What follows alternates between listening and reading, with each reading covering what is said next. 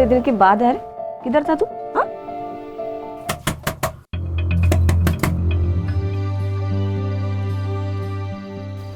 ए, क्या कर रहा है? क्या कर रहा है मतलब? अपनी औरत के साथ मर्द क्या करता है? क्या है रे? हाँ? तुम आदमी लोगों को ना सिर्फ एक चीज चाहिए औरत से, बस। मेरे जगह कोई और मर्द होता ना तो तेरा टांग तोड़ देता।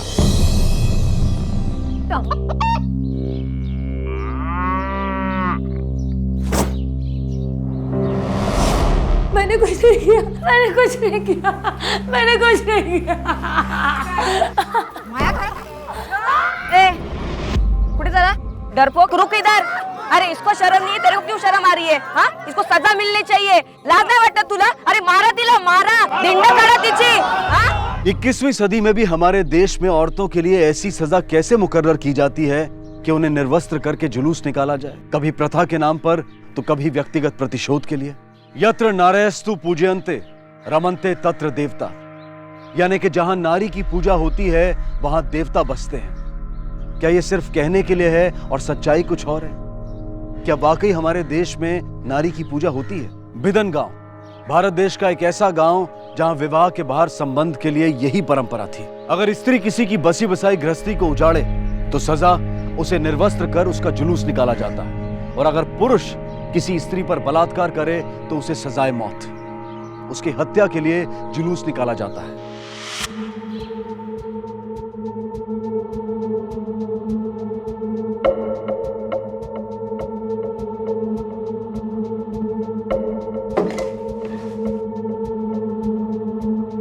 भागवत, क्या देख रहे हो? कुछ नहीं मैडम, वो पास वाले गांव में एक औरत का जुलूस निकला, उसी का वीडियो। औरत का जुलूस दिखाओ। अरे दिखाओ। एक मिनट।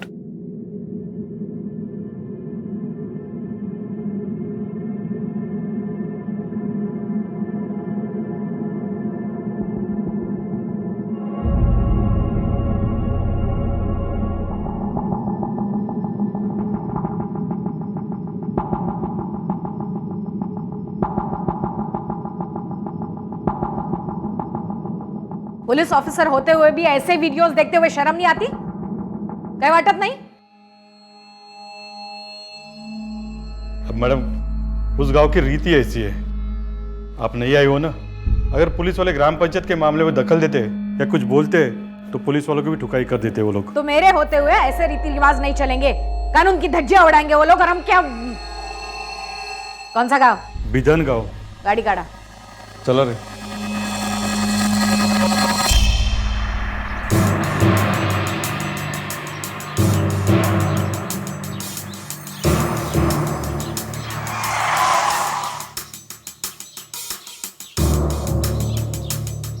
काय चाललं होतं इथे? मला माहिती नाही। हाँ? किस लड़की का जुलूस निकला था? दिखाओ वीडियो।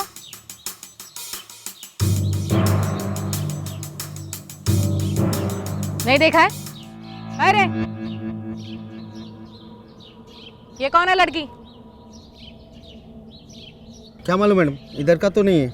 एरिया तो इधर का ही है। जुलूस निकला है इस लड़की का, कौन है ये लड़की? इधर तो कुछ हुआ ही नहीं मैडम। मैडम,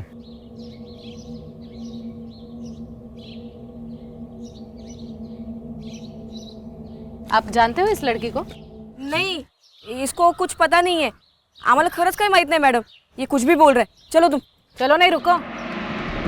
भगवत, हाँ मैडम। इन सब का बयान ले लो। ये लड़की कौन है ढूंढो, और इसका भी बयान ले लो। मैडम ये लोग कुछ नहीं बोलेंगे। वो सरपंच है ना विठल लोखंडे, उसके खिलाफ इस गांव में कोई भी आवाज नहीं करता। उसको पूछे बिना इधर का पत्ता भी नहीं हिलता।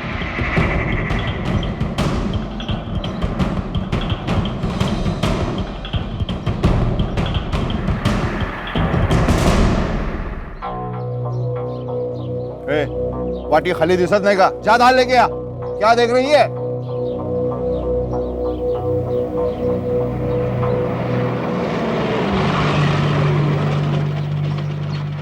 विठल, इस गांव के सरपंच हो ना?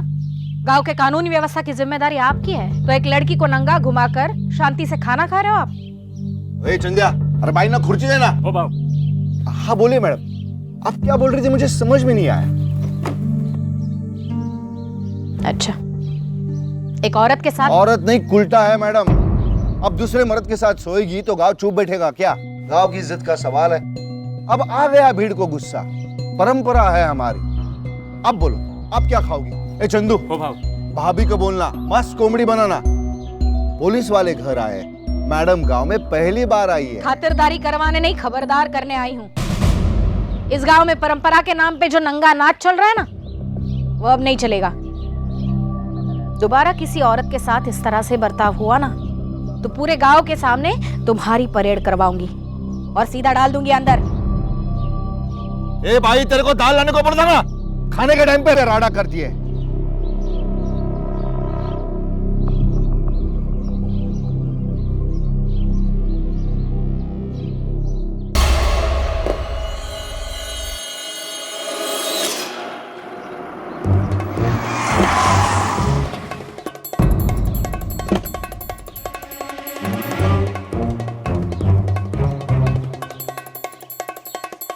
अरे अरे हाँ, ए अरे बस नेतागिरी करना चाहता है, समाज सेवक बनना चाहता है। सुना है तू भाषण देने वाला था। हाँ? भाव अब जो गलत है वो गलत ही रहेगा ना। वो औरत जिसके साथ सोई थी उसको सजा क्यों नहीं? गलती सिर्फ औरत की होती है क्या? और इस तरह से एक औरत को नंगा करके जुलूस निकालना, ये कहाँ का न्याय है भाव? विठल लोखंडे को तू न्याय सिखाएगा? कौन है तू? वकील है उसका? देख श्याम, अपनी औकात में रहना, बाल काटना, चंपी करना और घर जाना, नहीं तो तेरे को भी ऐसा नंगा करके घुमाऊंगा एक दिन, गांव से लेके तालुका तक। पुलिस भी कुछ नहीं कर पाएगी मेरी, समझा?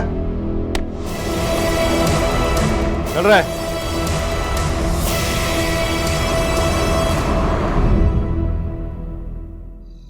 मेरे को निकालेगी घर से? हाँ, मेरे को निकालेगी? देख मैं क्या करती तेरे साथ, सबको बता देगी मैं। रुक जा। ए काय झाला? पूछ तेरे बाइको से, ज्यादा शानी बन रही है मेरे सामने। ए क्या हुआ, बोल तो। ए दादा, तू क्या कर रहा है इधर खड़ा रह के? हाँ, चल अंदर चल, जाना है उसके पीछे पीछे। हाँ,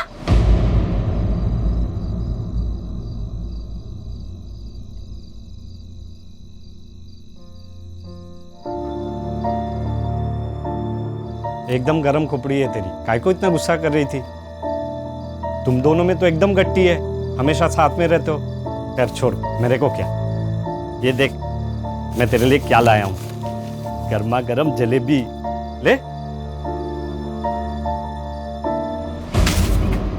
तेरे को बहुत पड़ी है रे मीनू की। हाँ, क्या है? जा उसको खिला, जलेबी लेके आया है।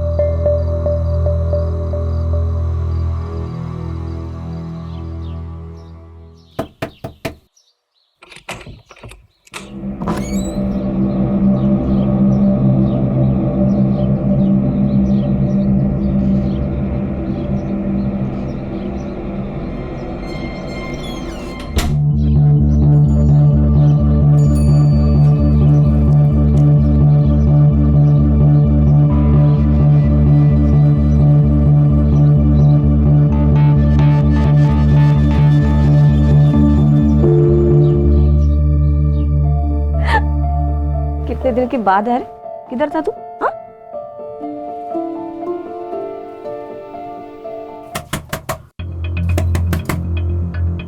अबे कौन आया मरने को?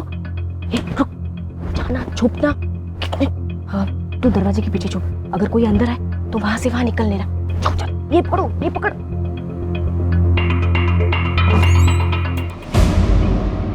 तू क्या है? अरे मैं वो आधार कार्ड भूल गया, आज पंचायत में दिखाने का है। रुक रुक रुक, इधर ही रुक, मैं लाके देती है। अभी घर साफ किया है, तू गंदा कर देगा। इधर ही रुका। ठीक है।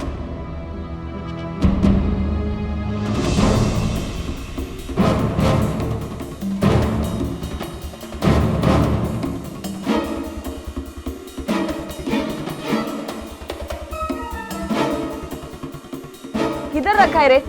अरे देख, वो अंदर के कमरे में होगा। अंदर रखा है? हाँ।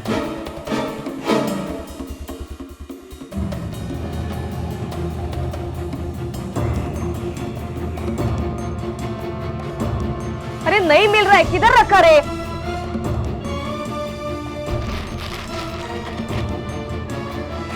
हाँ मिल गया मिल गया।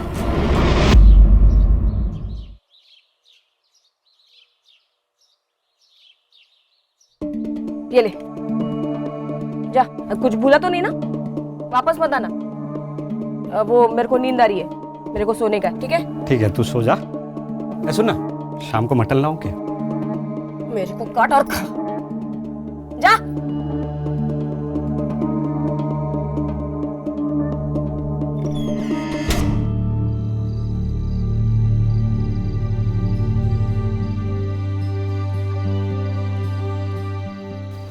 ए, क्या कर रहा है? क्या कर रहा है मतलब? अपनी औरत के साथ मर्द क्या करता है? तू जा रहे, मेरे को सोने दे, मैं थक गई है। ये क्या हो गया है तेरे को? आजकल तुम मेरे को पास में नहीं आने देती। क्या है रे? आ? तुम आदमी लोगों को ना सिर्फ एक चीज चाहिए औरत से, बस। ये तेरे को मैं क्या ला के दूं कि तू खुश हो जाए? मैं इतना मेहनत करके कमा के लाता हूँ, तेरे लिए हर हफ्ते कुछ ना कुछ लाता हूँ, और तू है कि मेरे को पास में ही नहीं आने देती। मेरे जगह कोई और मर्द होता ना तो तेरा टांग तोड़ देता। टांग तोड़ देता? मेरी टांगे तोड़ेगा तू? मेरे को हाथ लगा के तो देख, तेरी टांगे तोड़ के तेरे हाथ में दूंगी, समझा ना? निकल यहाँ से, मेरे को सोने नहीं देगा तू। अपने मर्द को तू घर से बाहर निकाल रही है। मर्द? काय का मर्द? हाँ, देखो तू मर्द है, काय का मर्द? हाँ, मैं झेल रही है, समझा ना? तेरे को झेल रही है मैं, समझा ना? निकल निकल यहाँ से, निकल। सुबह से पहले आने का नहीं है घर में। जा दुकान में जाके सो जा, जा।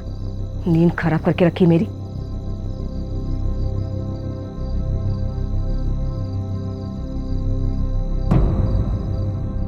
श्याम अपनी पत्नी से बहुत प्यार करता था और उससे प्यार चाहता था, लेकिन श्याम की पत्नी रत्ना उससे नफरत करती थी और उसे एक पल के लिए भी चैन से नहीं जीने देती थी। रत्ना के संबंध किसी और से थे, श्याम को इसका अंदाजा नहीं था।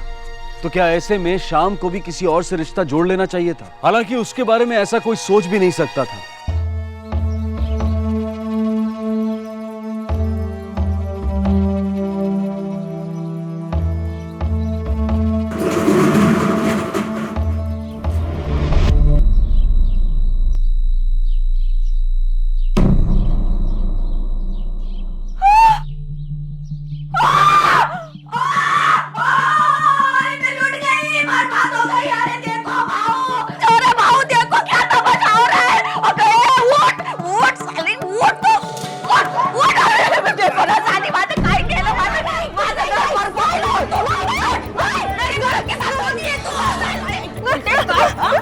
घर मिला था?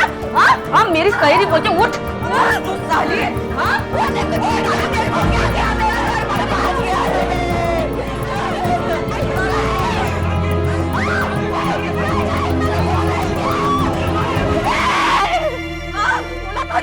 बोला था ना इस कुतिया से दूर रहना। रे कुतिया नहीं है, नागिन है, नागिन। दस लिया रे, बर्बाद हो गई मैं। काय को किया रे तूने? अरे कोई सरपंच भाऊ को बुलाओ, मैं बर्बाद हो गई रे।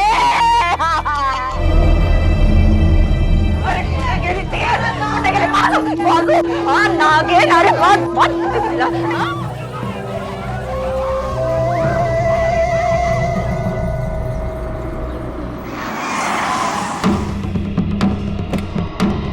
बर्बाद हो गई है। देखो इसने क्या किया मेरे मर्द के साथ, मुंह काला किया इसने। बहू बहू मैं बर्बाद हो गई, मेरे को इंसाफ चाहिए बहू। मुंह काला किया, टांगे फसल दी। झूठ बोल रही है ये। सच मैं सच बोल रही हूँ बहू, मैंने कुछ नहीं किया। ये इस शाम ने मेरे को घर लेकर आया, मेरे साथ जबरदस्ती की। मेरे झूठ बोल रही है। भाव, मैं जानता इसको, ये वैसी औरत नहीं है। ये शपथ भाऊ, मैं सच बोल रही है। वो सब मेरे को फंसाया, मेरे को धोखा देकर इधर लेकर आया।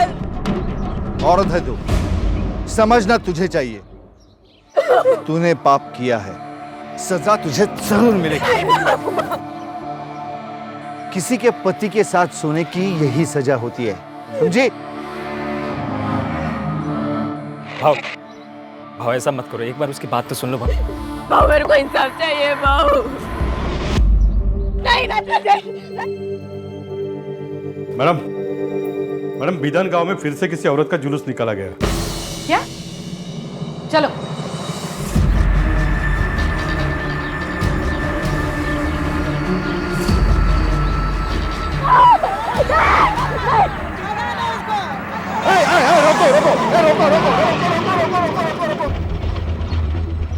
क्या कर रहे हैं सब लोग? देखा देखा काय मैडम, चाललंय? कितने पागल लोग हैं। मैंने रोक लिया, उसकी इज्जत मैंने बचा ली है। हाँ, देखो मैडम, श्याम ने क्या किया इस औरत के साथ? मैंने कुछ नहीं किया मैडम। पूरे गांव ने देखा है तूने क्या किया इस औरत के साथ। कमीने, तेरे को तो फटके देने चाहिए इधर। बस बस। दिवेकर एक काम करो, ये शाम को और लड़की को गाड़ी में बैठा।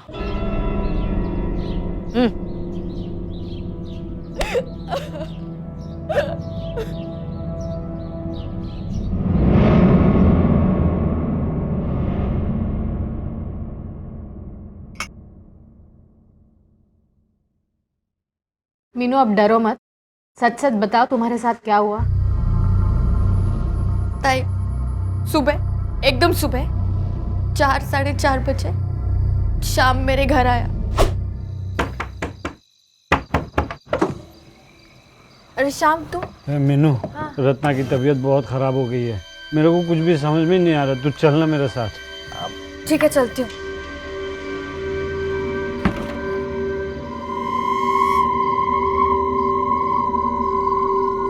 अरे रत्ना की दवाई मैं दुकान में भूल गया हूँ, रुक जा, आता हूँ।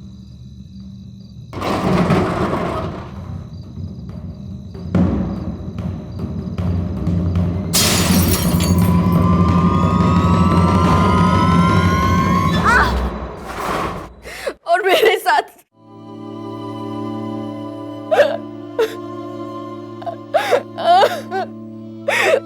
बहुत बहुत नशे में था वो।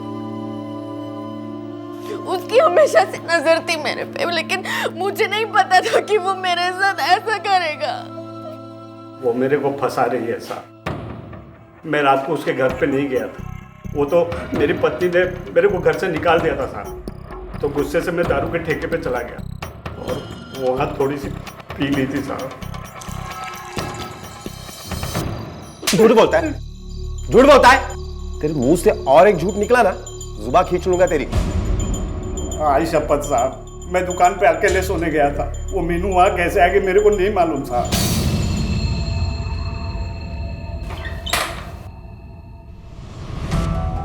झूठ बोल रहा है वो। ताई, वो झूठ बोल रहा है।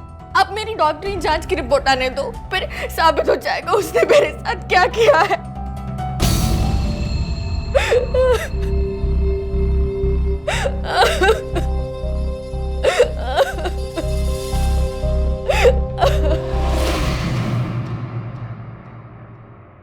मैडम, मैडम ये रही मीनू की मेडिकल रिपोर्ट।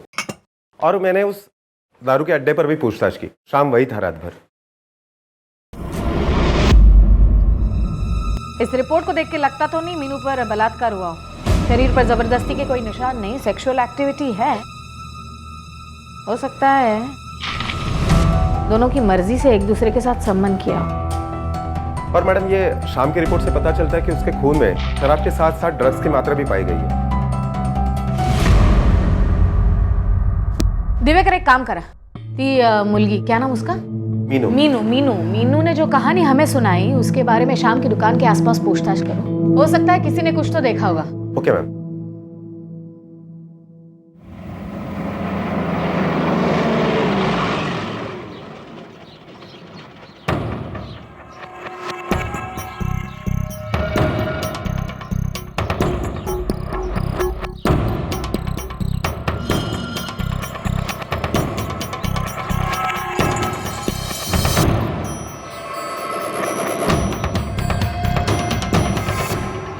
हाँ साहब, मैंने उस दिन देखा था मीनू को शाम की दुकान के बाहर। और कोई था उसके साथ? नहीं साहब, वो अकेली ही थी। क्या शाम ने मीनू को जबरदस्ती अंदर खींचा था? नहीं साहब, मैंने किसी को खींचते हुए नहीं देखा था। वो तो खुद ही अंदर चली गई।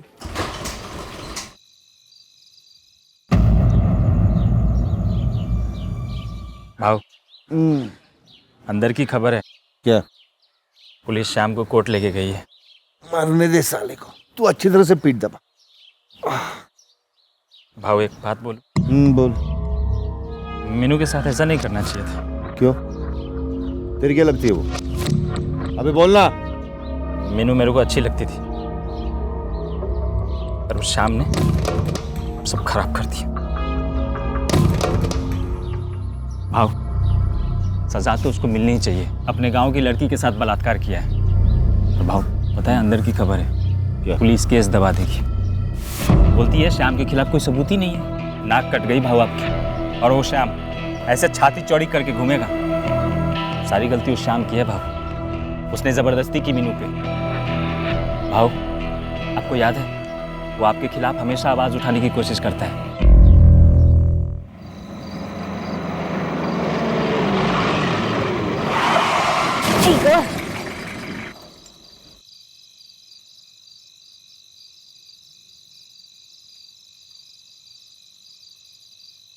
दिवाकर, जाते वक्त तो ये खड़ा नहीं था, लगता है बनाया गया है।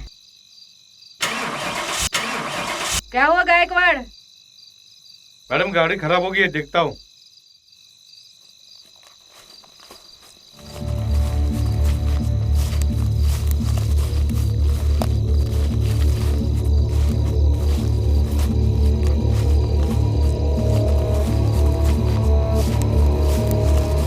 दिवेकर, ये लोग हाथ में मशाले वगैरह लेकर।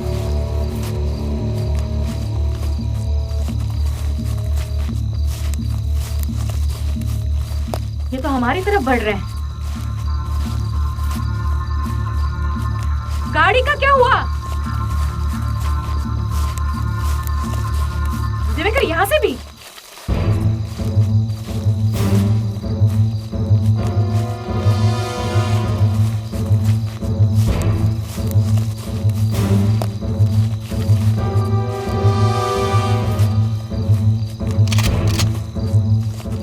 रुक जाओ वरना गोली मार दूंगी।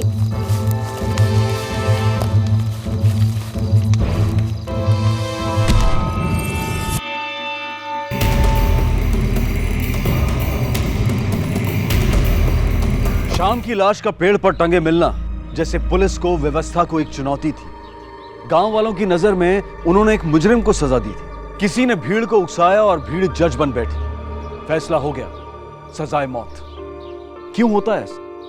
क्या भीड़ को न्याय व्यवस्था से, प्रशासन से डर नहीं लगता? क्या यह सिर्फ एक गुस्सा होता है या फिर कोई हवा देता है इस गुस्से को? कैसी होती है भीड़ की मानसिकता? पुलिस ने तुरंत कार्रवाई की और विट्ठल को गिरफ्तार कर लिया। मैंने क्या किया है? किस जुर्म के लिए आपने मुझे यहां पर बुलाया? गांव वाले कुछ भी करो, इसमें मेरा क्या है? मेरा क्या? एक बेकसूर की जान लेकर पूछते हो मेरा क्या? मेरा बस चले ना तो तुम्हें क्या? तुम्हारे पूरे कुनबे को अंदर करवा दूं इस जुर्म के लिए। उस दिन पुलिस पर हमला तुम्हारे लोगों ने किया था। शाम को तुम्हारे आदमियों ने गायब किया, उसका खून किया और पेड़ पर लटकाया था तुम्हारे आदमियों ने। मेरे सिर्फ 3 लोग। मैं गुंडे नहीं पालता। नाटक बंद कर विट्ठल, सच सच बोलो या बुलवाऊं? देखिए मैडम, सरपंच हुई इस गांव का, मुझे अंदर रखना मजाक नहीं है।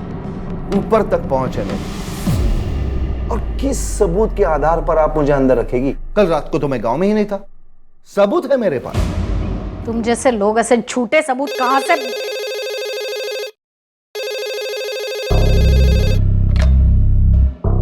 Hello hello sir. Yes sir. लेकिन सर मैं तो सिर्फ पूछताछ करने के नहीं। Okay sir.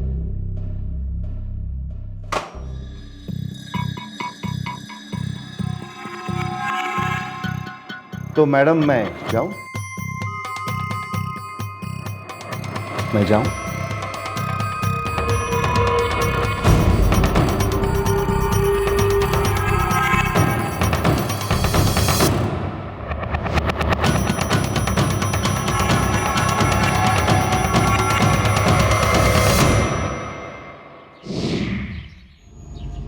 मीनू, तुम्हें तो खुशी हो रही होगी।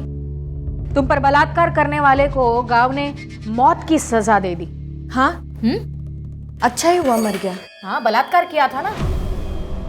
छीना झपटी हुई होगी, दर्द हुआ होगा, चोट आई होगी। हाँ, बहुत जोर से पटका था। अभी भी कमर में दर्द हो रहा है। झूठ, बिल्कुल झूठ। ये रही तुम्हारी मेडिकल रिपोर्ट विच सेज तुम पर बलात्कार हुआ ही नहीं था। तुम खुद गई थी शाम की दुकान पर अपनी मर्जी से अकेली। शाम ने तुम्हारे साथ बलात्कार किया ही नहीं था। शाम पर झूठा इल्जाम क्यों लगाया था?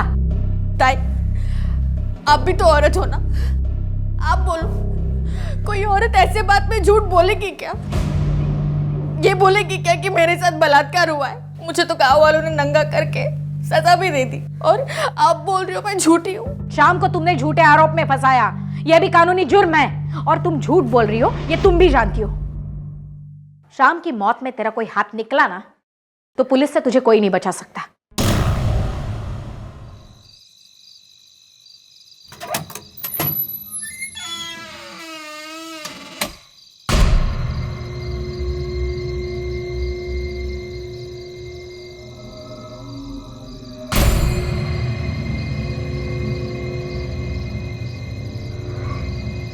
Hello madam. ठीक है सर।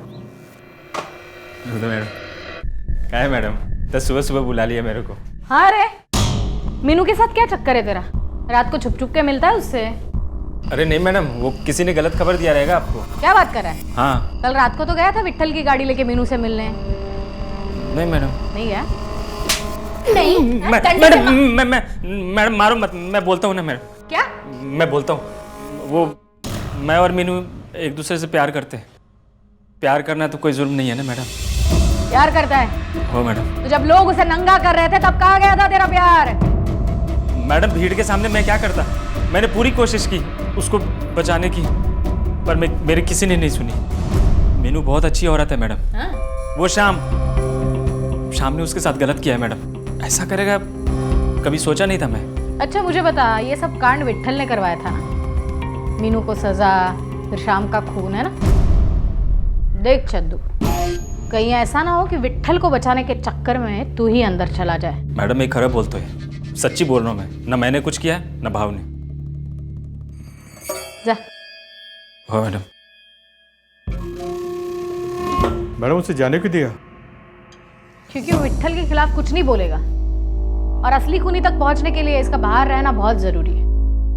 ये क्या करता है, किसके साथ घूमता है, जरा लक्ष्य ठेवा। Okay madam.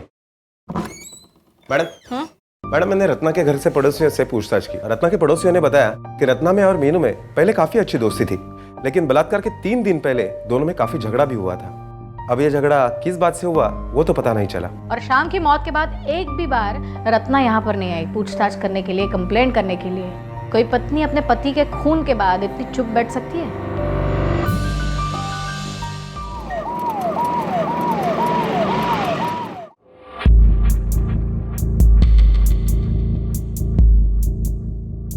अच्छा रत्ना ये बताओ, तुम्हारा पति मर गया फिर भी एक भी बार पुलिस स्टेशन नहीं आई तुम? उसने मुंह काला किया किसी के साथ, वो जिए मरे मेरे को क्या। कोई भी हिंदुस्तानी औरत जिसका पति कैसा भी हो, उसको आखिरी बार देखने के लिए, अंतिम संस्कार करने के लिए जरूर आती है। तुम एक भी बार नहीं आई और ऐसे जी रही हो जैसे बाजू वाले का पति मर गया हो। और तुम्हारी वो दोस्त, क्या नाम है उसका? मीनू। मीनू, वो गहरी दोस्ती थी तुम्हारी, अचानक से झगड़ा हो गया। किस बात से हुआ था झगड़ा? अरे वो बेशरम मेरे पति पे डोरे डालती थी, फांस लिया था मेरे पति को। इसी बात को लेकर झगड़ा हुआ था हमारा, लेकिन अपना ही सिक्का खोटा निकला। किसी को क्या बोलने का।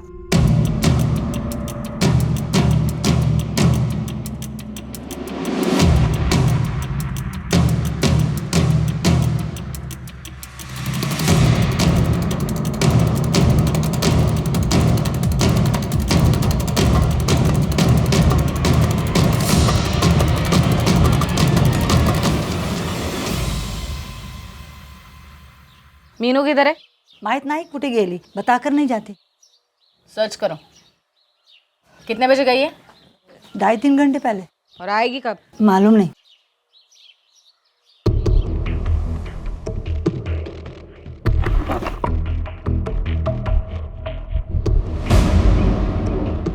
Madam lottery ticket. ये टिकट तो सेम दुकान से है।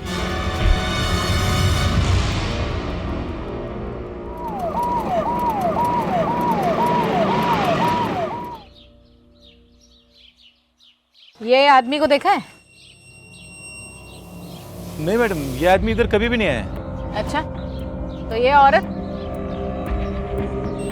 हाँ मैडम, ये औरत भी थी और साथ में और एक औरत आई थी, और अभी तो उसका 15 लाख रुपए का लॉटरी लगे ले, और कमीशन और टैक्स काट के ना इसको 10 लाख रुपए मिला है। हाँ मैडम। इसके साथ ये औरत आती है। हाँ, यही थे मैडम। गांव में एक प्रथा थी जिसके खिलाफ पुलिस में किसी ने कोई शिकायत नहीं दर्ज की थी, लेकिन शिकायत आई तो एक बलात्कार की, और वो भी एक ऐसी औरत ने की जिसे उसके ही गांव वालों ने बेइज्जत करके उसका जुलूस निकाला था। पुलिस जान चुकी थी कि शिकायत एक साजिश थी, प्रथा की आड़ में कोई खेल चल रहा था, और पुलिस की नजर अब इस खेल के 4 खिलाड़ियों पर थी, विट्ठल, चंदू, मीनू और रत्ना। तो कोर्ट मैटर था ना? मैडम वो रत्ना आई आपसे मिलने। मैं लुट गई मैडम। 15 लाख की लॉटरी लगी थी, 10 लाख हाथ में आए थे, लेकिन वो मीरू सारे पैसे लेके भाग गई। यही बात हम तुम्हारे घर पे पूछताछ करने के लिए आए थे। लॉटरी का टिकट देखा, तब क्यों नहीं बताया? मैं डर गई थी। लॉटरी तो तुम्हारी लगी थी, फिर मीनू को उससे क्या लेना देना? मैडम, मैंने और मीनू ने मिलकर लॉटरी का टिकट खरीदा था। किस्मत से लॉटरी लग गई। मैं उसको उसका हिस्सा देने वाली थी, लेकिन उसके पहले मीनू, मैं उसके घर गई थी, लेकिन तब तक वो भाग चुकी थी। लेकिन मीनू तो तुम्हारी दोस्त थी, तुम्हें पता होना चाहिए वो कहाँ गई होगी। मुझे नहीं पता मैडम, मैं खुद उसको ढूंढ रही हूँ। एक औरत जिसके पति की इतनी बेरहमी से हत्या की गई हो, उसको अपने पति के मरने का दुख नहीं, लेकिन 10 लाख की लॉटरी का पैसा जाने का दुख है। कमाल है। तुम जा सकती हो, मीनू को हम ढूंढ लेंगे।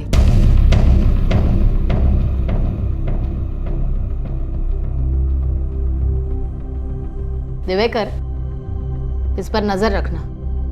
साजिश का एक चित्र पुलिस के सामने आया था, लेकिन अभी वो धुंधला था। कुछ कड़ियां एक दूसरे से जुड़ी नहीं थी।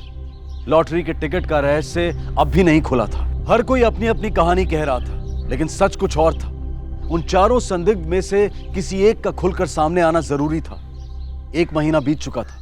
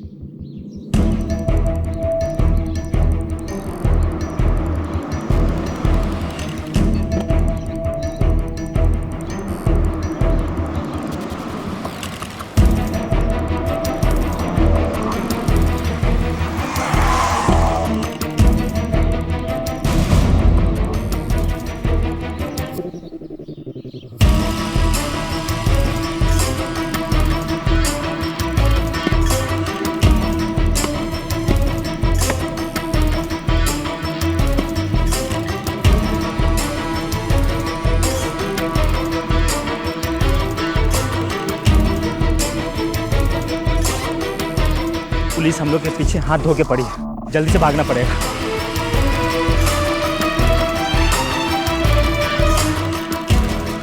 इस बैग का क्या करेंगे? ले लेकर बाहर कहीं फेंकेंगे। चलो चल चल चलो चलो।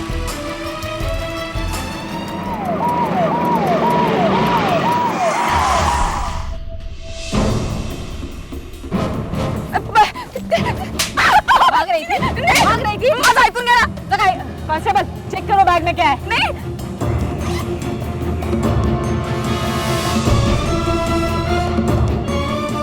इसका मतलब लॉटरी का पूरा पैसा तेरे पास है? हाँ, तेरे पास है? तो मीनू कहाँ पर है ये भी तुझे पता होगा। मुझे नहीं पता। मीनू,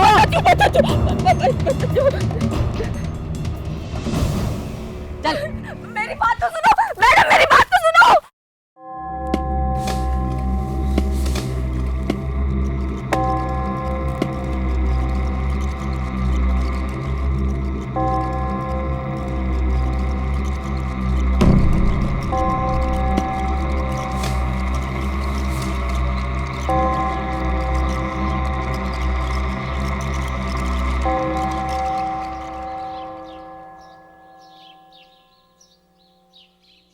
मारा था मीनू को? क्यों मारा था? हाँ, प्यार करता था ना उससे? ये सिर्फ पैसों से प्यार करता था? बोल। मैडम, वो मैं रत्ना से प्यार करता था, मीनू से नहीं। वो रत्ना को लॉटरी लगी और मीनू पैसे के लिए पीछे पड़ गई। फिर हम लोगों ने मिलके सोचा मीनू का कांटा निकालना।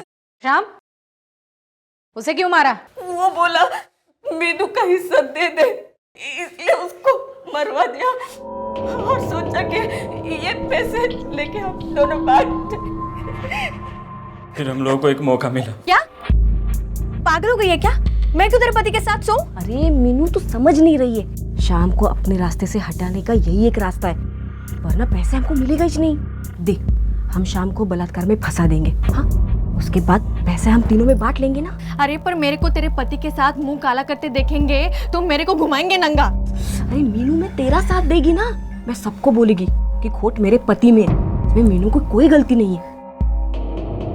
तुमने मीनू के साथ धोखा किया, उसे कहा कुछ और, किया कुछ और, लेकिन एक बात समझ में नहीं आई, उस रात शाम के दुकान तक मीनू पहुंची कैसे? मेरे भरत को दारू पीने की आदत थी, चंदू ने चुपके से शाम की शराब में नशे की दवा मिला दी।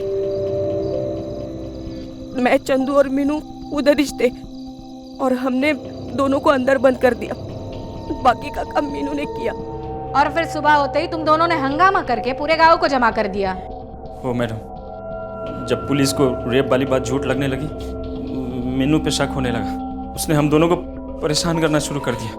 तूने तो मेरे को धोखा दिया रे, मेरे से बोली थी कि भाव के सामने मेरे को बचाएगी, शाम मरेगा, पर तू तो चाल चली रे मेरे साथ। मला काही नाही ऐकायचंय, अब मुझे लाकड़ी का पूरा पैसा चाहिए, पूरा। और फिर तुम दोनों ने मीनू को भी रास्ते से हटा दिया। रत्ना, किधर है पूरा पैसा?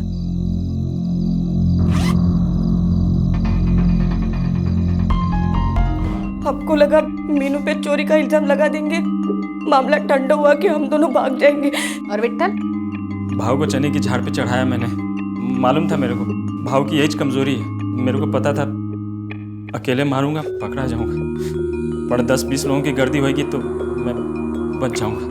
15 लाख की लॉटरी के लिए 2 खून किए तुमने, अब तुम्हारे इससे क्या आएगा? सिर्फ सजा।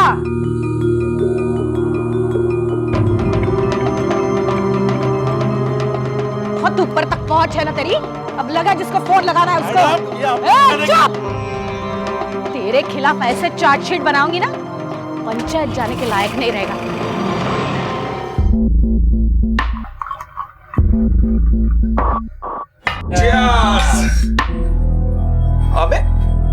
अबे चीयर्स करो ना, क्या हो गया? मुंह क्यों लटका रखा है? राकेश भाई, आपने बोला था कि हम लोग यहाँ कुछ धंधे का प्लानिंग करने आए। हाँ तो करेंगे ना, आओ दारू पियो। भाई आपने बोला तो हम लोगों ने कुछ पैसे भी जमा किए, लेकिन सुबह से हम नासिक में यहाँ वहाँ घूम रहे हैं बस। हाँ राकेश भाई, सारे पैसे तो दारू पी जा रहे हो, ये सब क्या है? आप रहने दो ये धंधा बंदा, आप बस हमारे पैसे वापस लौटाइए। क्या क्या बोला तुम? सही बोल रहा है, आप पैसे वापस करो, हम दोनों साथ में निकलते हैं। घंटा नहीं मिलता पैसा।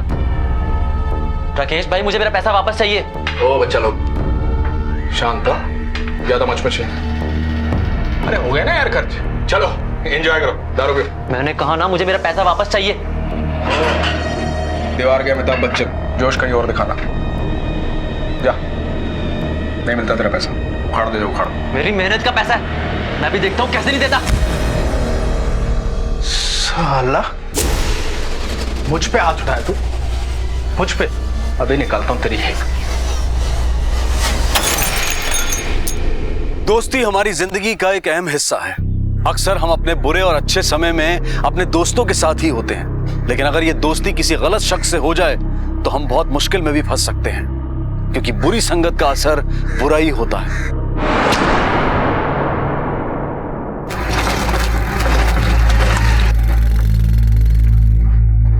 ये लीजिए।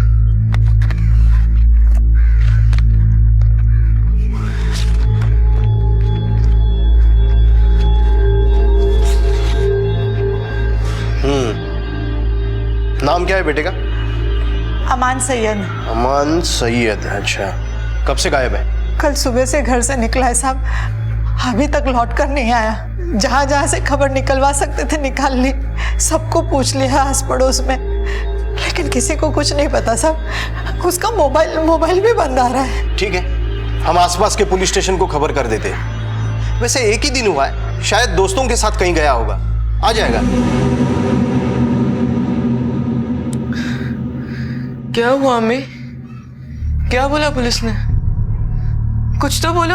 कुछ नहीं, बोले कि कुछ पता चलेगा तो बता देंगे। क्या हुआ हमीदा बेन, क्या हुआ? चाची को अमान भाईजान का कुछ पता नहीं चल रहा है। अम्मी भी अभी अभी पुलिस स्टेशन जाकर आई है। हमीदा बेन चिंता मत करो, सब ठीक हो जाएगा। चिंता कैसे नहीं करूं आशा, बड़ा बेटा लापता, छोटे बेटे की तबीयत खराब है। डॉक्टर साहब बोले इसकी किडनी खराब है, 5 से 7 लाख रुपए का खर्चा आएगा। तो भी बोलो कपड़े सिल कर कितने रुपए जमा कर पाऊंगी मैं? कुछ समझ नहीं आता क्या करूं। हाय अल्लाह, इस अफरा तफरी में तुम्हारा सूट सिलना भूल गई। थोड़ा सा वक्त है तो मैं सूट तैयार कर दूंगी। अरे नहीं हमीदा बेन, कोई बात नहीं, कल परसों दे देना, मैं चलती हूँ, ठीक है? चिंता मत करना। तू फिक्र मत कर अम्मी, जब मैं ठीक हो जाऊंगा ना, मैं काम करूंगा, पैसा भी कमाऊंगा, फिर तुझे काम करने की कोई जरूरत नहीं पड़ेगी।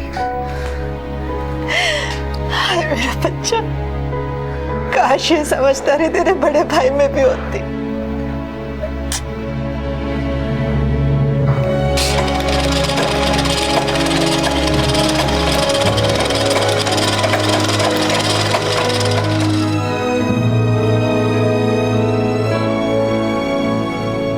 देखिए, हम पूरी कोशिश कर रहे हैं। साहब 3 दिन हो गए मेरा बेटा लापता है, घर नहीं लौटा। अगर आप ऐसे ही बैठेंगे हाथ पे हाथ रखकर तो कैसे पता चलेगा उसका? मैंने कह दिया ना, जैसे ही कुछ पता चलेगा हम आपको बता देंगे। हाँ साहब, हमारी कोई बड़ी पहचान नहीं ना, इसी के वास्ते। गरीब के जान की तो कोई कीमत ही नहीं है आपके लिए। देखिए, ऐसी कोई बात नहीं है, मैं आपका दुख समझता हूँ। हमने आसपास के पुलिस स्टेशन को इन्फॉर्म कर दिया है, जैसे ही कुछ पता चलेगा हम आपको फोन कर देंगे। आप प्लीज जाइए।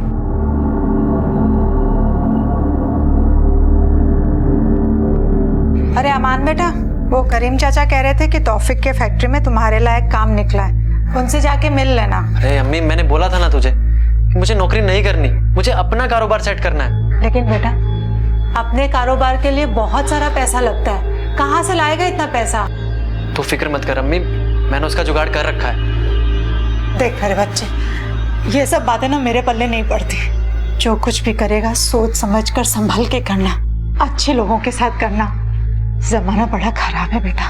देख अम्मी, हमारे पास वक्त बहुत कम है, यूसुफ के ऑपरेशन के लिए पैसे जमा करने हैं। लेकिन बेटा, अरे अम्मी तू देखना, मुंबई के सबसे बड़े हॉस्पिटल में यूसुफ का ऑपरेशन करवाएंगे, और फिर तुझे भी काम करने की जरूरत नहीं पड़ेगी।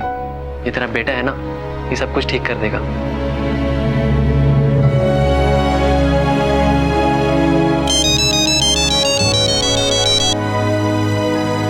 हेलो, हमीदा सैयद बात कर रही? जी। आप तुरंत सरकारी अस्पताल आ जाइए, बॉडी की शिनाख्त करनी है।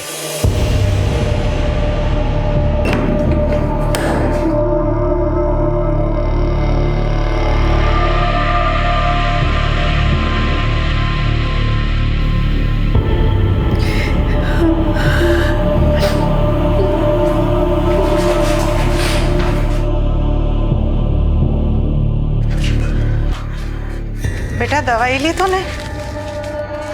अम्मी भाई, कुछ मत पूछ बेटा, अल्लाह ऐसा दिन किसी माँ को ना दिखाए। लेकिन अम्मी वो भाई। अम्मी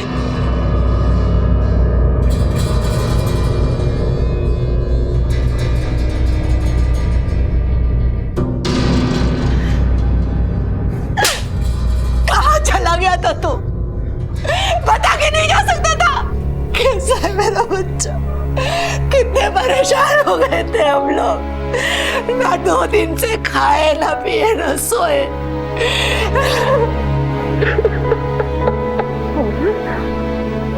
अमन, क्या हुआ मेरे बच्चे? तू ठीक तो है ना? हाँ, तू रो क्यों रहा है? मुझे उन लोगों पर भरोसा नहीं करना चाहिए था। क्या हुआ? साफ साफ बोलना मेरे बच्चे, क्या हुआ? अम्मी वो राकेश, उसने मुझे लूट लिया। अम्मी जा, नहीं मिलता तेरा पैसा, उखाड़ दे जो उखाड़। मेरी मेहनत का पैसा है, मैं भी देखता हूँ कैसे नहीं देता। साला, मुझ पे हाथ उठाया तू, मुझ पे? अभी निकालता हूँ तेरी एक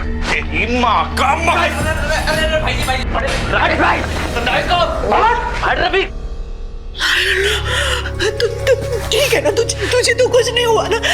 चल पुलिस थाने जाके रिपोर्ट लिखा। चल चल। नहीं नहीं अम्मी, वो लोग बहुत खतरनाक हैं और मुझे अब कोई परेशानी नहीं चाहिए, और मेरे पास कोई सबूत भी तो नहीं है। मुझसे गलती हो गई अम्मी, मुझे माफ कर दो। मैं आपसे वादा करता हूँ, मैं कल से ही काम की तलाश शुरू कर दूंगा। आप फिक्र मत करो अम्मी, यूसुफ के इलाज के लिए पैसे मैं कमाऊंगा अम्मी। मेरा बच्चा।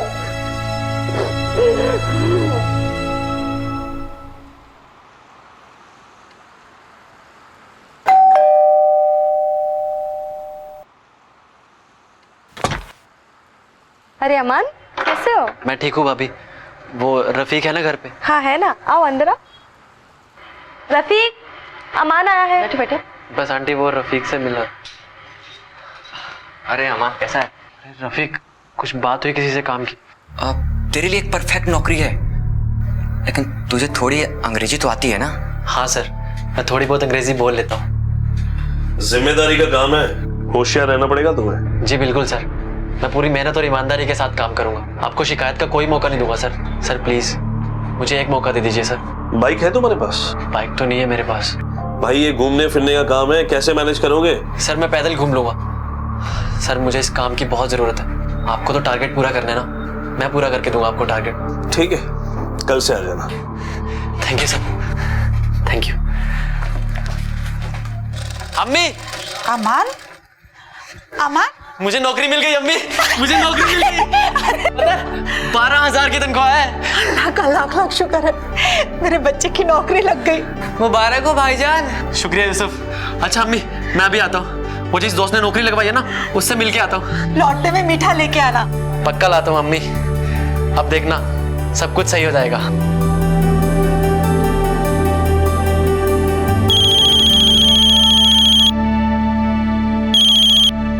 हेलो। हेलो हमीदा जी। भिवंडी में अमान नाम का एक लड़का चोरी करते हुए पकड़ा गया है, आप जल्दी थाने आइए। लेकिन साहब, मेरा बेटा तो वापस आ गया। क्या आपने बताया क्यों नहीं? यहाँ हम आपके बेटे को ढूंढ रहे हैं, आप लोगों की वजह से ना पुलिस का टाइम खराब होता है। माफ कर दीजिए साहब, गलती हो गई।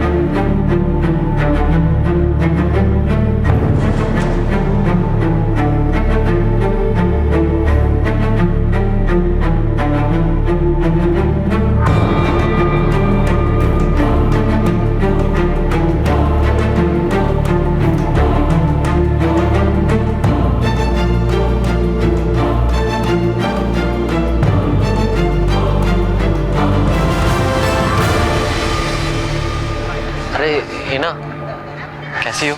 ठीक हूँ। सुना है तुम नौकरी करने लगे?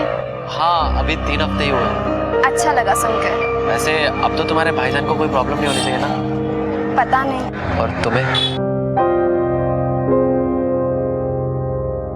अरे हिना, सुनो तो।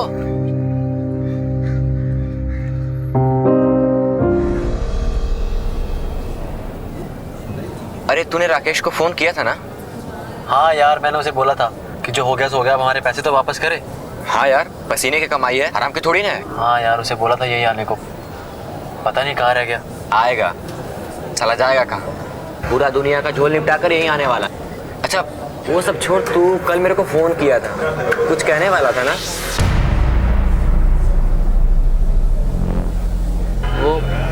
वो कुछ नहीं यार, बस ऐसे ही। अरे ऐसे कैसे नहीं, कुछ तो बात होगा ना। और भाई लोग, जमाल तू? हाँ मैं।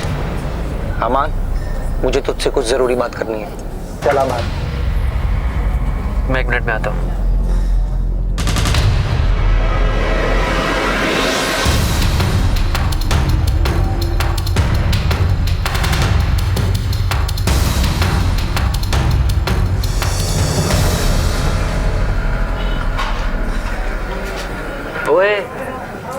इतना अपसेट क्यों है, क्या हुआ? अरे कुछ नहीं, वैसे यार ऐसे ही। अबे कुछ तो बात जरूर है, चल बता क्या हुआ। कुछ नहीं भाई, ऐसे ही कुछ। क्या बात है भाईजान, आज बड़े खुश लग रहे हो। आज पहली तारीख है और पहली तनख्वाह मिलेगी। अरे वाह, मुबारक हो। तब तो दावत बनती है अमान मियाँ। कहाँ दावत दे रहे हैं आज? जैसा आप चाहे अम्मी जान। वो नाके वाले होटल से खाना मंगवाएं शाम को। हाँ, मैंने सुना वहाँ का पाया सूप बढ़िया होता है। पाया सूप और मटन बिरयानी। लेकिन भाई मैं कहाँ खा सकता हूँ, तो डॉक्टर ने मना किया है। अरे अमान बेटा, तुझे देर हो रही है ना, तू निकल। अल्लाह हाफिज। अल्लाह हाफिज। एक मिनट। ये रुमाल मैंने अपने हाथों से तेरे लिए बनाया, इसे हमेशा अपने पास रखना, अपनी अम्मी की दुआ समझकर।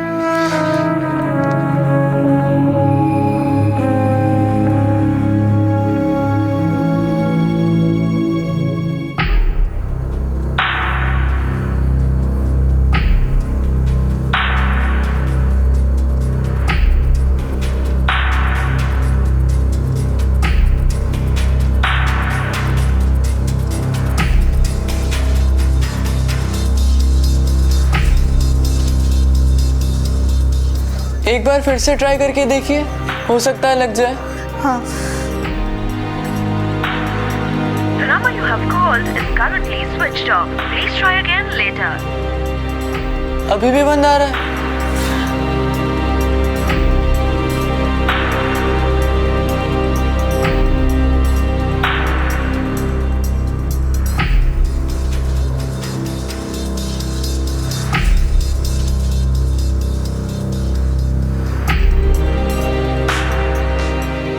अम्मी आप चिंता मत करो, भाईजान घर वापस आ जाएंगे। हो सकता है कुछ दोस्त लेके गए हो पार्टी करने के लिए। अरे पार्टी करे चाहे कुछ भी करे, पर कम से कम अपना फोन तो चालू रखे। इंसान खबर ले तो ले कहाँ, मेरा तो जी बड़ा घबरा रहा है। अम्मी प्लीज। अमान बेटा,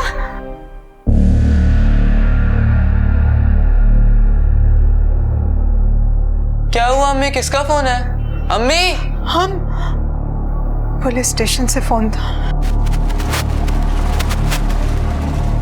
बस भैया, ये लो भैया।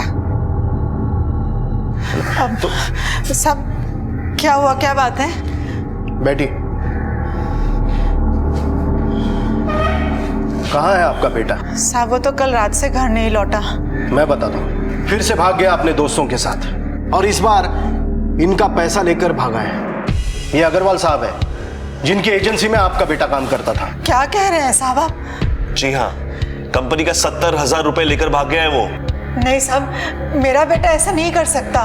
कंप्लेंट की है इन्होंने। मेरा अमान चोर नहीं हो सकता, वो चोरी नहीं कर सकता साहब। देखिए, अगर उसने चोरी नहीं की है तो वो इस तरह घर से गायब नहीं होता, और वो भी मोबाइल ऑफ करके। मानती हूँ साहब कि उसका मोबाइल स्विच ऑफ आ रहा है। और वैसे भी आपके बेटे को तो आदत है बिना बताए घर से गायब रहने की। उससे कहिए भागने की कितनी भी कोशिश कर ले, ज्यादा दिन भाग नहीं सकता वो हमसे।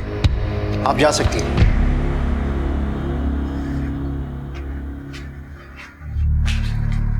क्या हुआ हमीदा? अमान का कुछ पता चला? बोलना, कहाँ गई थी? पुलिस चौकी बुलाया था क्या वहां? ठीक है चल, मैं बाद में आती हूँ। एक बात कहूँ, बुरा मत मानना। हाँ, वैसे एक बार कोई इंसान गलत संगत में आ गया तो उसका सुधरना मुश्किल हो जाता है।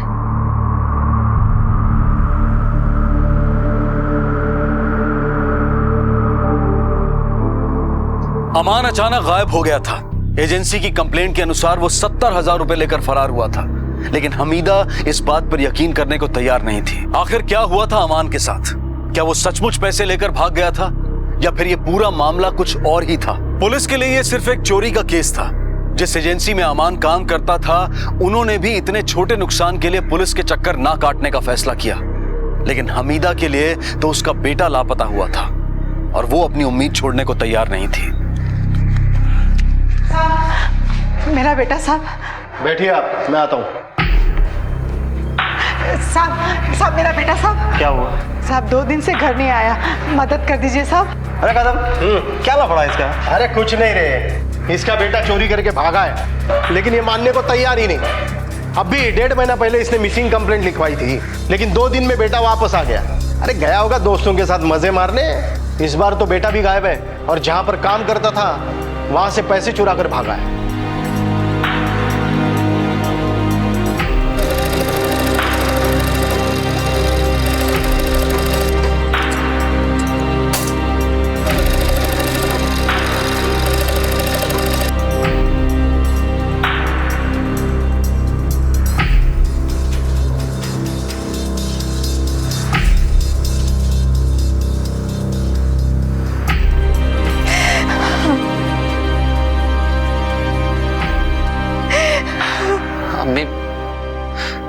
यूसुफ हमेशा बीमार रहता है ना, मैंने सोच लिया कि मैं अपनी एक किडनी उसे दे दूंगा। ये तो कैसी बातें कर रहा है बेटा? सच में, वैसे भी मेरे पास 2 किडनी है ना, एक मेरे लिए और एक यूसुफ के लिए। नहीं बेटा, तेरे आगे अभी तेरी पूरी जिंदगी बाकी है। तुझे शादी करनी है, खूब काम करना है, खूब पैसे कमाने। लेकिन अम्मी, यूसुफ का ठीक होना भी तो बहुत जरूरी है। आप प्लीज किसी डॉक्टर से बात करो ना अम्मी, प्लीज अम्मी। अभी तेरी अम्मी जिंदा है, मैं हूं ना। अगर यूसुफ को किडनी देनी पड़ी तो मैं अपनी किडनी दूंगी। तो बस काम पे ध्यान दे। हाँ,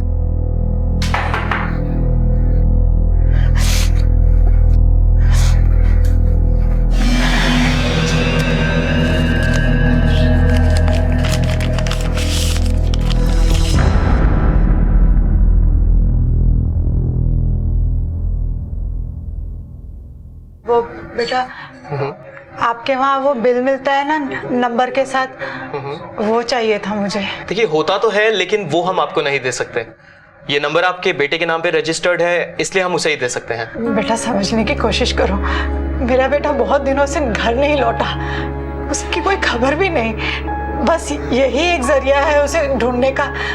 अगर दे दोगे तो बड़ी मेहरबानी होगी। अल्लाह के वास्ते मेरी मदद करो, अल्लाह तुम्हें बरकत देगा। खूब दुआएं दे मेरी मेहरबानी। Sorry madam, any problem? Sir, इन्हें इनके बेटे का आइटमाइज्ड बिल चाहिए। सब एक यही रास्ता है मेरे बेटे को ढूंढने का। बहुत दिनों से लापता है साहब, बड़ी मेहरबानी होगी आपकी अगर आप नंबर दे देंगे तो। मैं ये आपका एहसान जिंदगी भर नहीं भूलूंगी। राजेश दे दो। वृशाली जरा वो प्रिंट देना। ये लीजिए sir.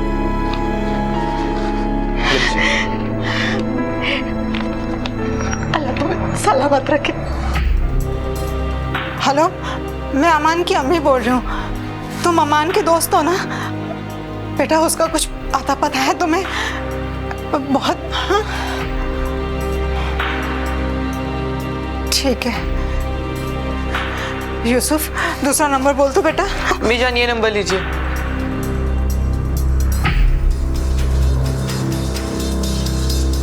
number you have called is currently switched off.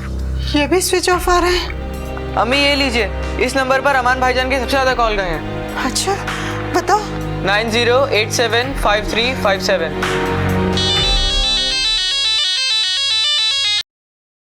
Hello, कौन? जावेद बात कर रहा हूँ। आप कौन? जावेद बेटा, मैं अमान की अम्मी बोल रही हूँ। तुम अमान के दोस्त हो ना? जी आंटी, लेकिन अमान कहाँ है? काफी दिनों से दिखा नहीं। बेटा मैं तुमसे मिलना चाहती हूँ, बहुत जरूरी काम है। रफीक, अमान उसका बहुत अच्छा दोस्त है, दोनों हमेशा साथ में रहते हैं। अच्छा, तुम्हारे पास उसका नंबर है बेटा? जी आंटी, होगा मेरे पास। लिखिए। हाँ? 1083 हाँ? 63 हाँ? 95। ये नंबर तो है मेरे पास। अभी कुछ देर पहले ही कोशिश की थी इस नंबर पे, लेकिन स्विच ऑफ बता रहा था। आंटी मेरे पास यही नंबर है उसका। तुम्हें रफीक का घर पता है कहाँ है?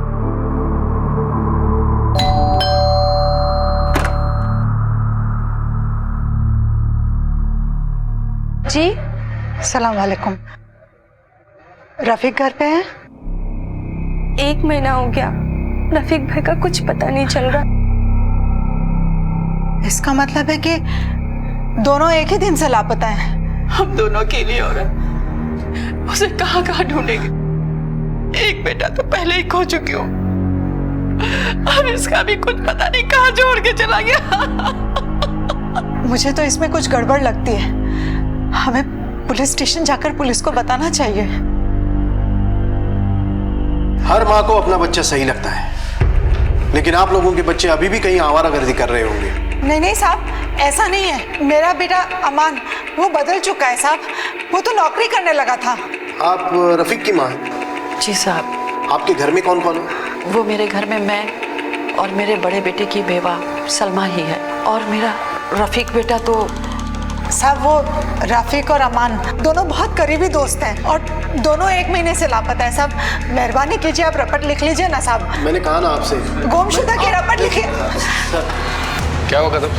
साहब क्या प्रॉब्लम है इनकी? मेरा बेटा और इनका बेटा दोनों बहुत करीबी दोस्त हैं और दोनों 1 महीने से गायब हैं।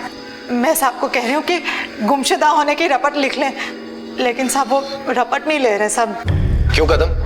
रिपोर्ट क्यों नहीं लिख रहे इनकी? सर पिछले दिनों इन्होंने मिसिंग कंप्लेंट लिखवाई थी। इनका बेटा आवारा है, 2 दिन बाद घर वापस आ गया और जहाँ पर काम करता है वहाँ से 70,000 की चोरी करके भागा है। साहब लेकिन अब तो 1 महीना हो गया, मेरा बेटा घर नहीं लौटा साहब। साहब आप खुद सोचिए ना साहब, एक बेटा अपनी माँ को, अपने बीमार छोटे भाई को छोड़कर 70,000 रुपए लेके क्यों भागेगा साहब, बताइए ना साहब। ठीक है, हम कोशिश करते हैं। राने देखो क्या केस है। ओके सर, बैठ जाइए।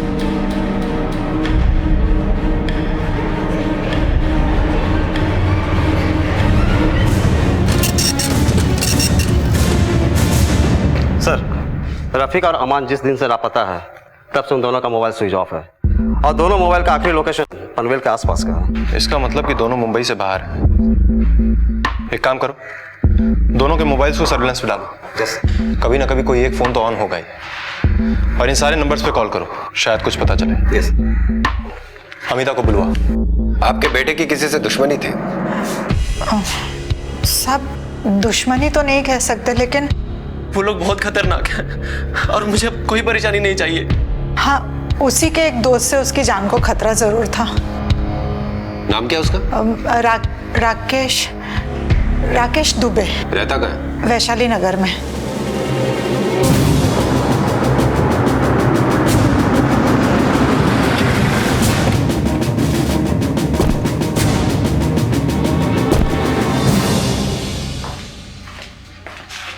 अमान और रफीक का? मुझे क्या पता सर। इतना सवाल करेगा ना तो हाथ पैर तोड़ के गले में टांग दूंगा। बताओ अमान और रफीक का?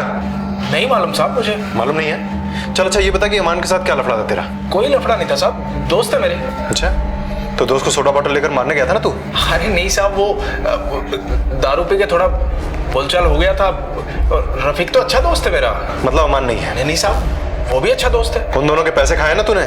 साहब वो धंधे में तो ऊपर नीचे होता रहता है ना साहब। तेरे सारे धंधे तेरे से निकालूंगा मैं। जिस दिन अमान और रफीक गायब हुए उस दिन कहा था तू?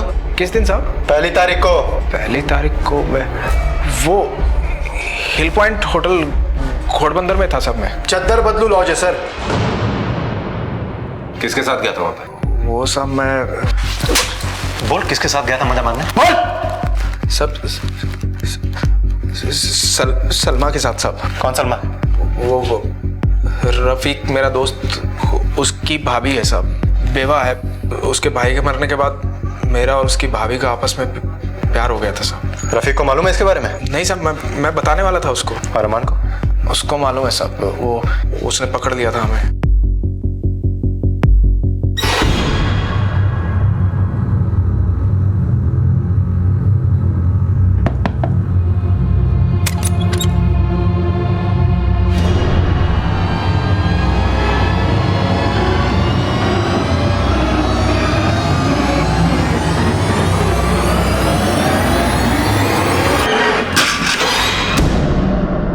कितनी देर था वो? कहाँ साहब? उस लॉज में? साहब वो सुबह 10 बजे से रात को 8 बजे तक था। सच बोल रहा है ना? साहब झूठ क्यों बोलूंगा साहब? Sir 1 minute sir.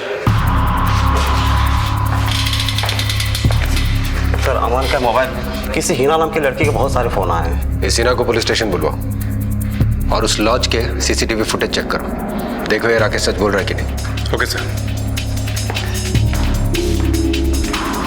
कब से जानते हो अमान को? काफ़ी दिनों से सर। मैं और अमान एक दूसरे को पसंद करते थे, लेकिन वो कुछ कामकाज नहीं करता था, इसलिए मेरे घर वालों को ये सब मंजूर नहीं था और मैंने भी उससे लगभग बात करना बिल्कुल छोड़ दिया था। और फिर जब वो काम करने लगा तब? जब वो नौकरी करने लगा तो हमने फिर से अपने रिश्ते के बारे में सोचने लगे थे।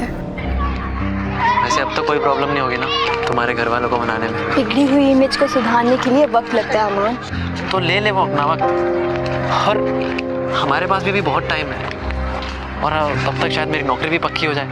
अभी सैलरी 12,000 है, तब तक शायद 20,000 हो जाए। ये ख्याली पुलाव पकाना ना बंद कर दो और अपने काम की तरफ ध्यान दो। सच बताओ है ना, जब से तुमसे मिलने लगा हूं ना, सिर्फ तुम्हारे ही बारे में सोचता रहता हूँ। लेकिन क्या इस बार तुम्हारे घर वालों को तुम्हारे और अमान के रिलेशनशिप के बारे में कोई अंदाजा था? नहीं सर, हमारे रिलेशन के बारे में किसी को कुछ पता नहीं था और उस दिन उसकी सैलरी आने वाली थी। हम लोगों ने बाहर जाने का प्रोग्राम भी बनाया था, लेकिन वो आया ही नहीं। सर, मुझे नहीं लगता कि वो 70,000 रुपये के लिए ये सब कुछ करेगा, क्योंकि वो जितना कमा रहा था उसमें बहुत खुश था। ठीक है, तुम जाओ, कुछ और पूछना होगा तो हम तुम्हें फिर बुलाएंगे। राणे सर, ये राकेश मुझे कुछ ठीक नहीं लग रहा है। लेकिन सर शक की कोई गुंजाइश भी नहीं है, वो सच कह रहा है। तुमने उस लॉज की सीसीटीवी फुटेज ठीक से चेक की थी? यस सर, लॉज के सीसीटीवी फुटेज के मुताबिक वो पूरे दिन सलमा के साथ ही था।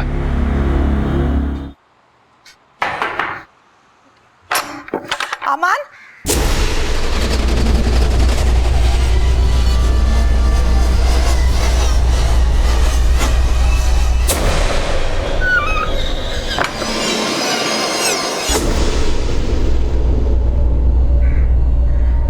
चिट्ठी आई है। दिखा, पढ़ तो। आपके नाम की है। मुझे कौन लिखेगा खत? देख तो किसकी है। क्या लिखा है बेटा? अमान भाईजान की चिट्ठी है।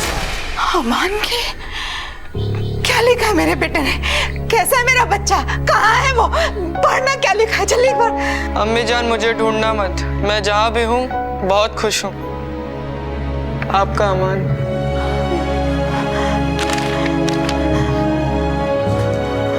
साहब, ये मेरे बेटे अमान की लिखा ही नहीं है। आप देखें ना, ये देखें। मैच तो नहीं कर रही है साहब, ये खत जरूर किसी और ने लिखा है। हाँ सर, इस एनवलप पे भी पोस्ट के स्टाम्प नहीं है। इसका मतलब कि कोई हमें जानबूझ के गुमराह करने की कोशिश कर रहा है। लेकिन कौन और क्यों?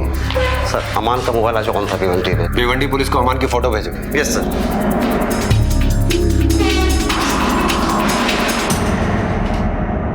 महज 12,000 रुपए की तनख्वाह पर काम करने वाले अमान को भला कोई क्यों अगवा करेगा? लेकिन रफीक और अमान गए कहां थे, या उन्हें भेजा गया था? और वो कौन था जो पुलिस की तहकीकात को गुमराह करना चाहता था? पुलिस इन सारे सवालों के जवाब ढूंढ ही रही थी कि खबर से इस कहानी में एक नया मोड़ आ गया। पनवेल पुलिस को शहर के बाहर एक डेड बॉडी मिली, जिसके साथ रफीक का आधार कार्ड था। सर, बॉडी रफीक की है, ये रहा उसका आधार कार्ड। राणे सर, हो सकता है कि अमान और रफीक के बीच किसी बात पे झगड़ा हो गया और इसलिए अमान ने रफीक को मार दिया। हाँ सर, और सर झगड़े की वजह यह हो सकती है कि अमान ने रफीक को सलमा और राकेश के अफेयर के बारे में कुछ बताना चाहा और इस बात पे रफीक को गुस्सा आ गया और झगड़ा शुरू हो गया। लेकिन सवाल अब भी वही उठता है कि अमान है कहाँ? राणे, मुझे लगता है ये केस जैसा दिख रहा है वैसा है नहीं। अमान 70,000 रुपए लेकर भागता है,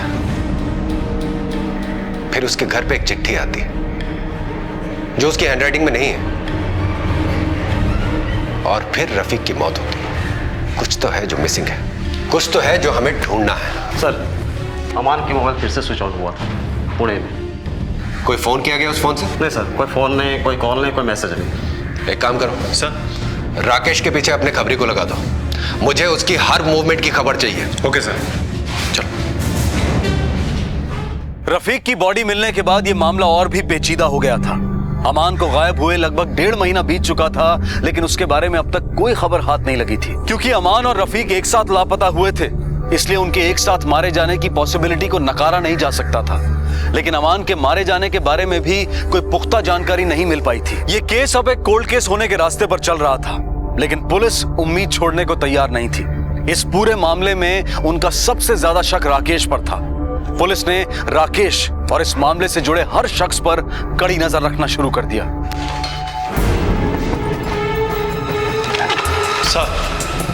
सर राकेश के बारे में बाकी सब तो ठीक है, लेकिन एक बात थोड़ी अजीब है। क्या? उसके पास एक नहीं बल्कि 2 मोबाइल फोन हैं, और एक मोबाइल फोन वो कभी कभी और छुप के इस्तेमाल करता है। राणे सर, पता नहीं क्यों पर शुरू से मुझे ऐसा लग रहा है कि राकेश हमसे कुछ छिपा रहा है। Yes sir. तुमने उस लॉज की सीसीटीवी फुटेज ठीक से चेक की थी ना? राकेश पूरा दिन वही था? हाँ सर, लॉज के रजिस्टर के मुताबिक मैंने चेक इन और चेकआउट टाइम की फुटेजेस देखी थी। नहीं राणा, मुझे उस लॉज के उस पूरे दिन की सीसीटीवी फुटेज चाहिए। Okay sir.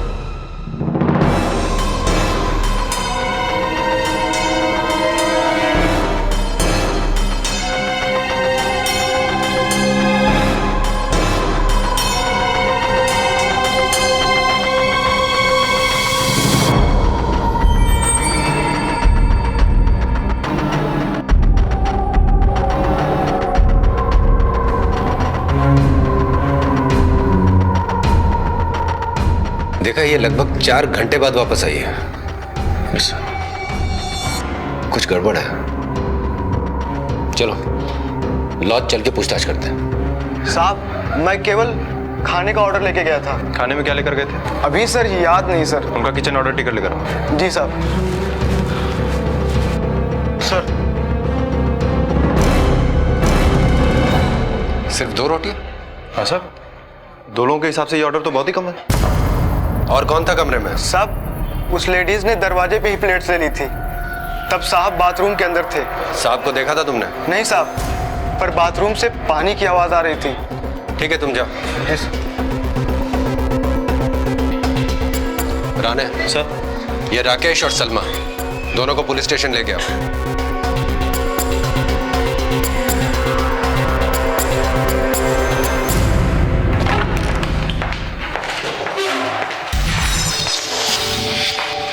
अपने और राकेश के नाजायज रिश्ते के लिए तुमने अपने देवर का कत्ल करवा दिया। नहीं साहब, ये सच नहीं है।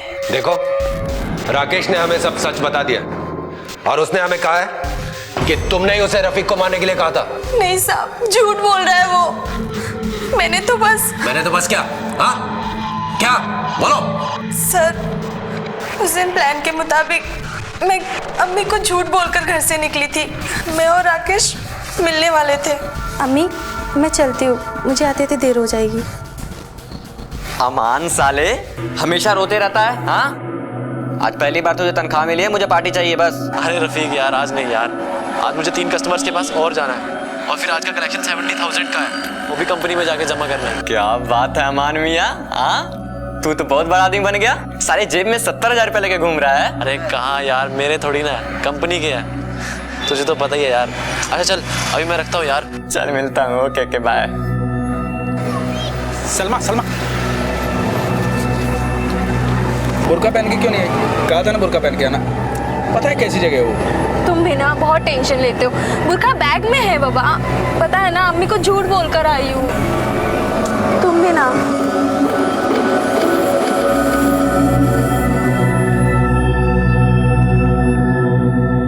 सलमा, मैं सोच रहा हूँ कोई धंधा कर लूँ क्या ना, फिर आराम से रहेंगे हम। राकेश, अमान को तो जानते हो ना तुम? हाँ, क्यों, क्या हुआ? मैं सोच रही थी तुम ना उसके जैसे कोई नौकरी कर लो। दिमाग खराब है क्या तेरा? लॉटरी लग गई है उसकी। जेब में 60-70 हजार लेकर घूमता है, और आज भी उसकी जेब में 70,000 रुपया था, इसीलिए तो रफीक उससे पार्टी मांग रहा था। तुम भी कर लो ना। मैं एक फोन करके आता हूँ।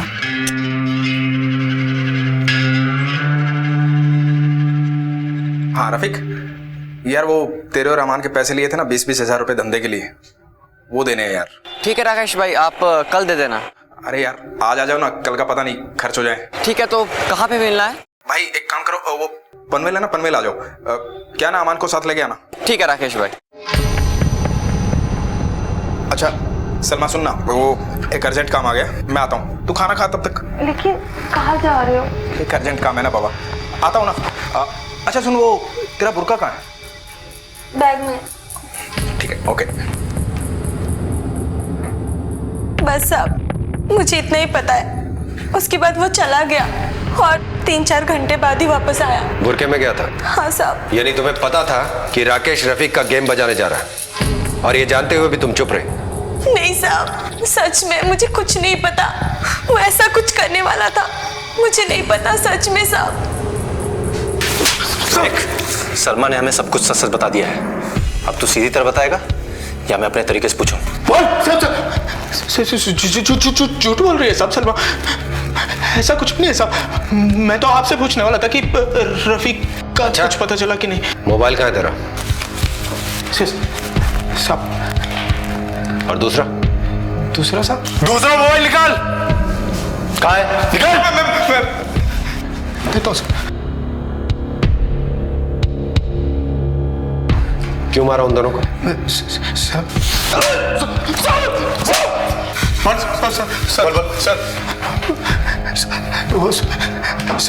वो रफीक का कांटा निकालना था साहब।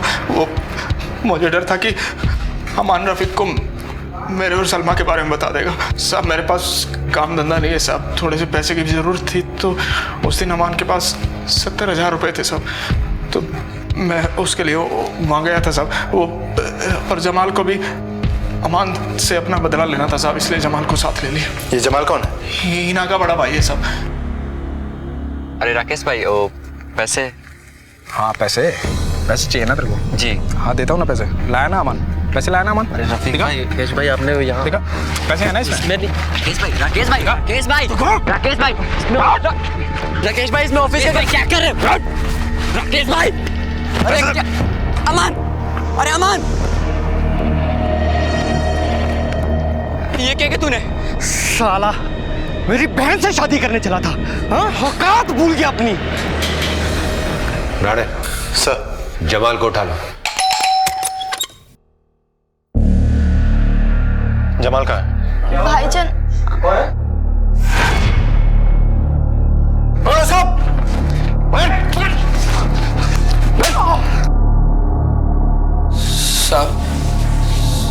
साहब वो मेरी बहन से मेल जोल बढ़ा रहा था। मेरी बहन के आसपास दिखना भी मत तू। जमाल, मैं हिना से सोचना भी मत।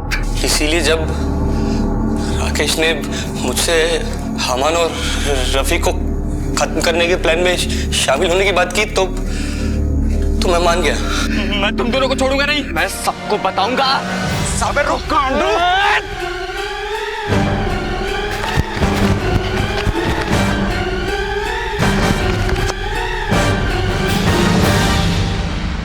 अमान की लाश कहाँ है? वहीं जंगल में दफन कर दिया हमने उसे।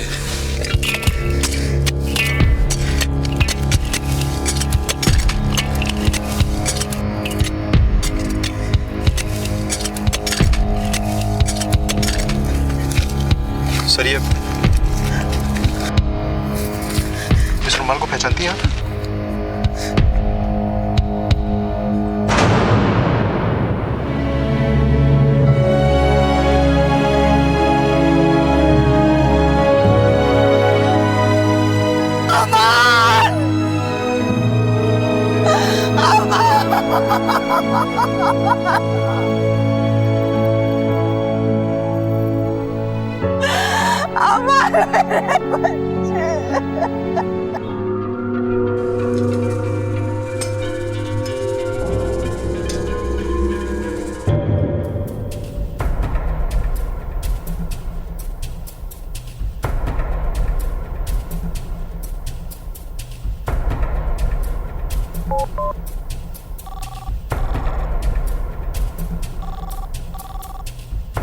हामी बोलती है। पैसे का इंतजाम हुआ? देखो अगर मुझे पैसा नहीं मिला ना तो मैं तुम्हें बर्बाद कर दूंगी। 10 लाख, 10 लाख से एक पैसा भी कम नहीं चाहिए।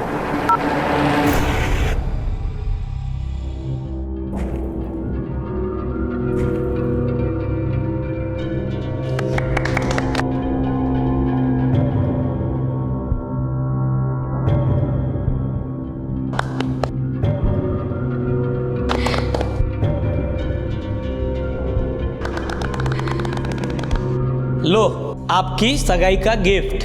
नवी कोरी बुलेट। बेटा इतना खर्चा करने की क्या जरूरत थी? उमेश यादव की बहन की शादी है।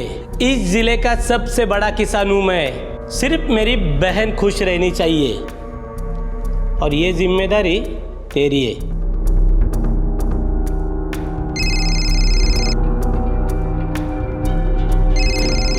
Excuse me. हेलो, बधाई हो अक्षय सेठ। हाँ, अब तो आपको अक्षय सेठ ही कहना पड़ेगा। बड़े घर के दामाद बन रहे हो। मेरे पैसों का बंदोबस्त किया?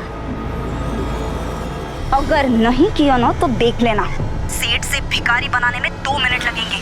तेरा साला है ना उमेश, उसे बस तेरे और मेरे बारे में बताऊंगी, तब तो वो तुझे जमीन में जिंदा गाड़ देगा। कहाँ से लाऊंगा मैं इतने पैसे? वो तेरा प्रॉब्लम है, मुझे बस मेरा पैसा चाहिए। और अगर तूने नहीं दिया ना तो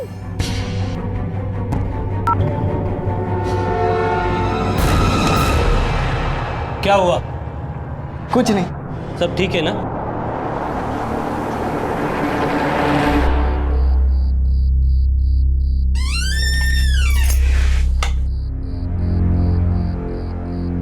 सागरिका, अंधेरे में क्यों बैठी है? क्या हुआ? कुछ परेशानी है? कोई अगर 2 मिनट के लिए शांत बैठे ना आई तो आपको ऐसे लगता है वो परेशान है। ऐसी कोई बात नहीं है।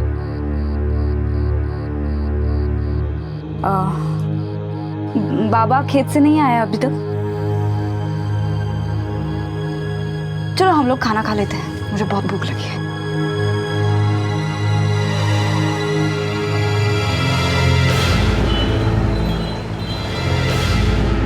कितनी अच्छी शॉपिंग हुई ना अक्षय। अक्षय, ये वाली टी शर्ट तुम मुझे अभी पहन के दिखाओ। कौन सी? ये वाली। अरे वाह अक्षय, तुम्हारी शादी तय हो गई और तुमने मुझे बताया भी नहीं। श्वेता, तुम ये सब लेके अंदर जाओ और आई को कहना कि चाय बनाए। मैं अभी आता हूँ।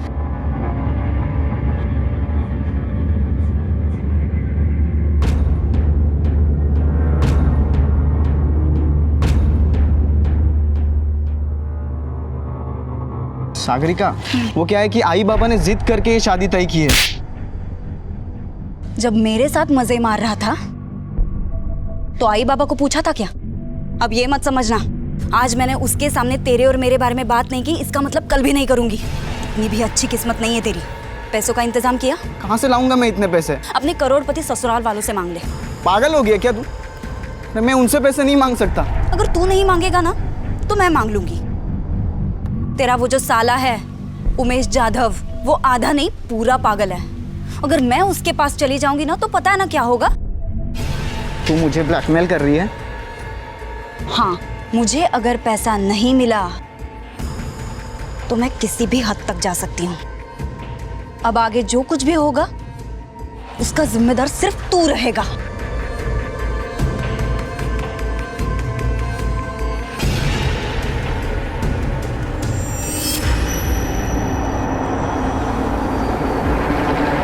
बीस साल की सीधी सादी दिखने वाली सागरिका एक गरीब किसान की इकलौती बेटी थी, जिसे देखकर कोई नहीं कह सकता था कि वो एक ब्लैकमेलर भी हो सकती है। लेकिन ब्लैकमेलिंग उसकी जरूरत है, मजबूरी है या फिर शौक। उसे शायद ये एहसास भी नहीं था कि वो एक संगीन जुर्म कर रही थी, और ये जुर्म उसे किस दिशा में लेकर जाएगा वो इसका अंदाजा भी नहीं लगा सकती थी, क्योंकि किसी भी गुनाह के परिणाम अपराधी की उम्मीद से कोसों दूर होते हैं।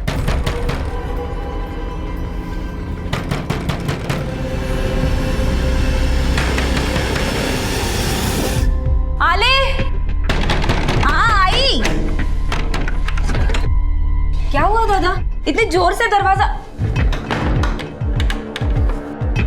आई किधर है? बाबा किधर है? आई मंदिर में गई है, भजन है ना, और बाबा पंचायत में। क्या हुआ भाऊ? अच्छा हुआ वो घर पर नहीं है, मुझे तुझसे अकेले में बात करनी थी। तेरा उस अक्षय घोलप के साथ क्या चल रहा है? पानी लेकर आती हूँ। पहले मेरे सवालों का जवाब दे। क्या चल रहा है तेरा उसके साथ? मुझे सच सुनना है, सिर्फ सच। वो मेरे कॉलेज में पढ़ता है, लेकिन कुछ महीने पहले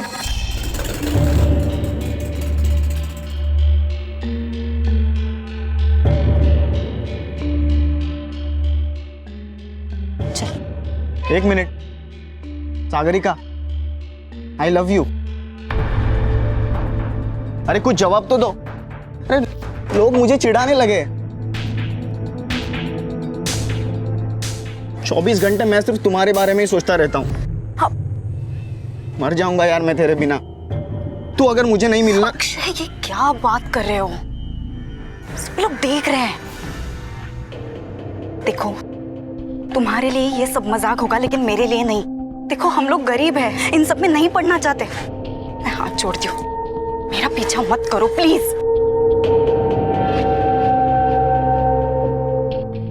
एक बात पूछूं, क्या अक्षय तुझे सचमुच बुरा लगता है? सुकन्या बात उसके अच्छे बुरे की है ही नहीं, लेकिन मेरे घर पर अगर भनक भी लगी ना तो पता नहीं क्या होगा। डरपोक कहीं की पिक्चरों में नहीं देखा? अरे प्यार में ऐसा ही होता है, और जो आसानी से मिले उसका मजा क्या। और हाँ, उससे पूछ लेना वो शादी करेगा ना? शादी कल कर ले। कुछ तो बोलो, बोल दो अगर मैं तुम्हें पसंद नहीं हो तो। तुम्हें मैं पसंद हूं ना?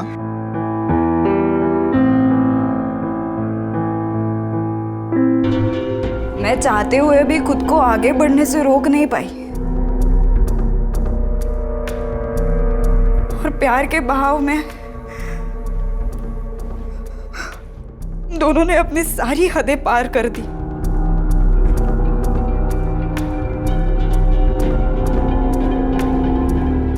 सुनो ना अक्षय। हाँ? वो हम शादी कब करेंगे? क्योंकि मैं अब और झूठ नहीं बोल सकती घर पे। बस कुछ और दिन, जिस दिन आई बाबा अच्छे मूड में होंगे ना, उस दिन मैं हमारी शादी की बात करूंगा। लेकिन बाद में पता नहीं मुझे बहुत डर लगने लगा, और कुछ ही दिनों में मेरा ये डर सच में बदल गया। क्या? तुम प्रेग्नेंट हो? लेकिन कैसे? कैसे मतलब?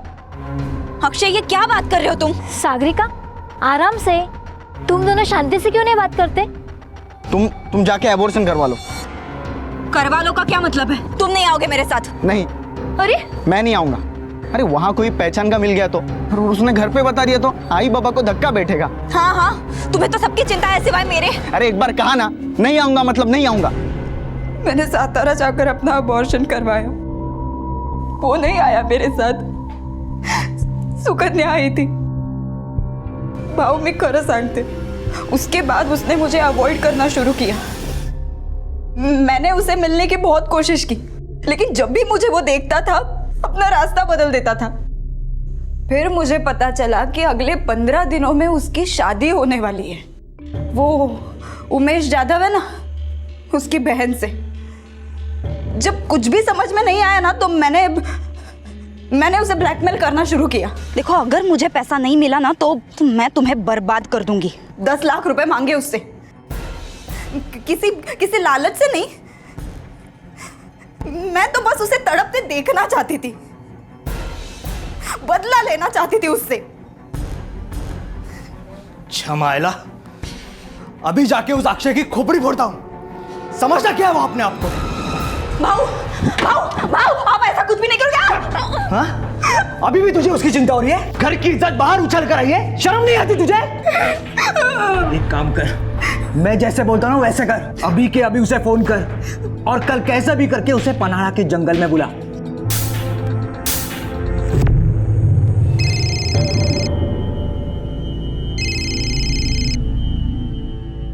मैंने तुझे फोन ये बताने के लिए किया है, कल कुछ भी करके पन्हाड़ा पहुंचना। क्यों? शांति से जीना चाहता है, शादी करना चाहता है तो आ जाना, नहीं तो मैं उमेश जाधव के पास चली जाऊंगी। और इसका मतलब समझता है ना तू? टाइम पे पहुंचना, मैं वही तेरा इंतजार करूंगी। आ रहा है वो। अब देख मैं क्या करता हूं उसके साथ। इंसान की शक्ल में हैवान हमारे चारों तरफ घूमते हैं, और सागरिका भी अक्षय के भीतर छुपे इरादों को पहचान नहीं पाई। सागरिका को अपना बदला लेने का यही तरीका समझ में आया, और जब उसने माधव के साथ अपना दुख शेयर किया तो माधव ने भी उसे अहम खिलाड़ी बना दिया। गलती के जिस रास्ते पर सागरिका थी, माधव ने उसे और पुख्ता करने की ठान ली, और यह रास्ता उस तरफ गया जहां सबके इंतजार में सिर्फ बर्बादी खड़ी थी।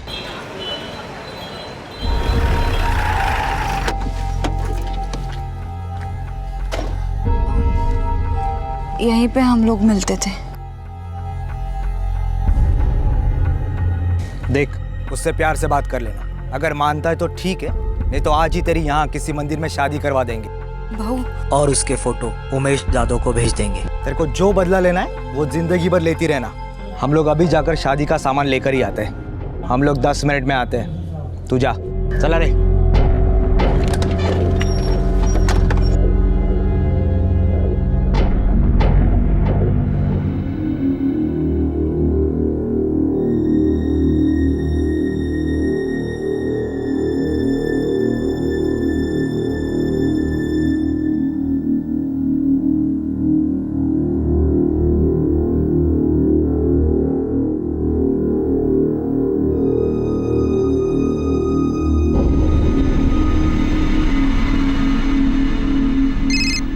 हाँ बोल, क्या हुआ? भाऊ, अभी तक आया नहीं वो। तू उसको फोन करती रहना। देख, कैसे भी करके उसको आज वहाँ पर बुलाना ही है। अगर हमारे आने से पहले वो वहाँ पर आ जाए ना, तो उसको बातों में उलझा कर रखना। हाँ हाँ, मैं फोन रखता हूँ, हम पहुँच रहे वहाँ पर। ये देखो अक्षय, ये हमारे मेहमानों की लिस्ट। दादा के इतने सारे दोस्त हैं कि 1000-1500 तो आ ही जाएंगे। और तुम्हारे? ये क्या, सिर्फ 300 लोग आएंगे? नहीं, वो क्या है कि हमारे पास अभी एक मिनट। हाँ,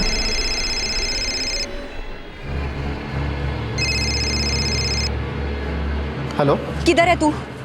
आया क्यों नहीं अभी तक? हाँ हाँ, बस 10 मिनट में आता हूँ।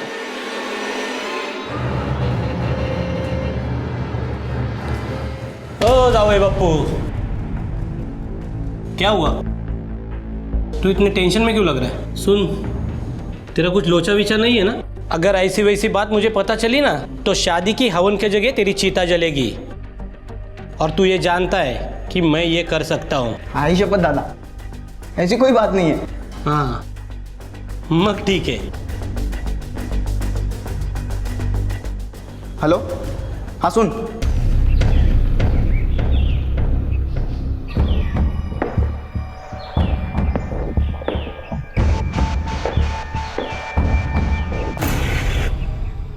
कौन हो तुम लोग? तो काय को फोन कर दिया अक्षय भाऊ को? ये देख, तेरा नाटक बंद करने का, नहीं तो तेरे साथ जो भी होगा ना, उसके लिए जिम्मेदार तू होगी। मुझे डराने के लिए भाड़े के टट्टू भेजा है उसने।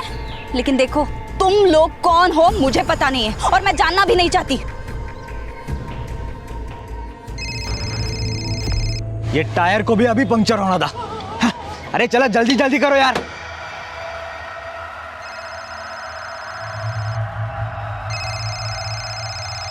कितना पैसा दिया उसने मुझे डराने के लिए? देखो, मैं डरने वाली नहीं हूं। अकेली लड़की देखकर धमका रहे हो, नामर्द कहीं के। नामर्द? आज तुझे मेरी मर्दानगी दिखाता हूं। क्या क्या कर रहे हो? तू भी क्या याद रखेगी?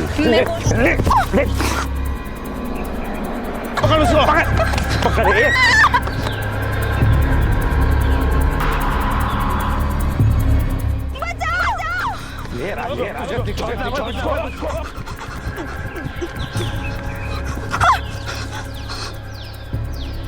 आज मेरी मर्दानगी दिखाता हूं। छोड़ मत। अरे और कितना टाइम लगेगा? भाऊ झाला।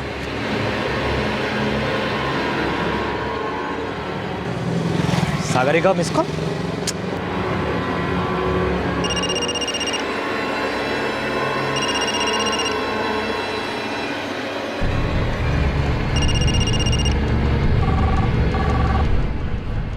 ये फोन क्यों नहीं उठा रही है?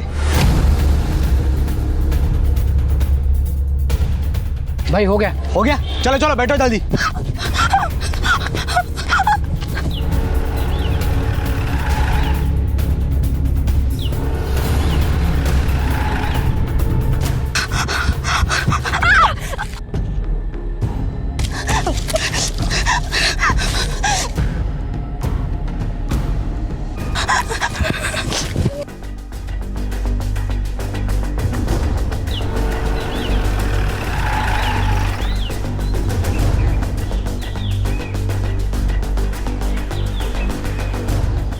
सागरिका, सागरिका, अगर मेरे बहन को कुछ हुआ ना तो अक्षय को जिंदा जला दूंगा मैं।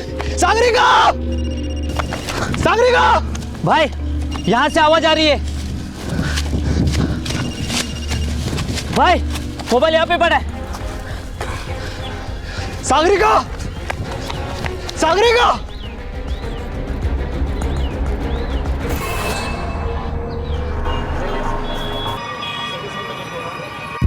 काम हो गया। तुमने जितना कहा था उससे ज्यादा किया है। और अगर उसका फोन आया तो? जिंदगी में कभी नहीं करेगी। तुमको तो क्या, किसी और को भी फोन करने से डरेगी।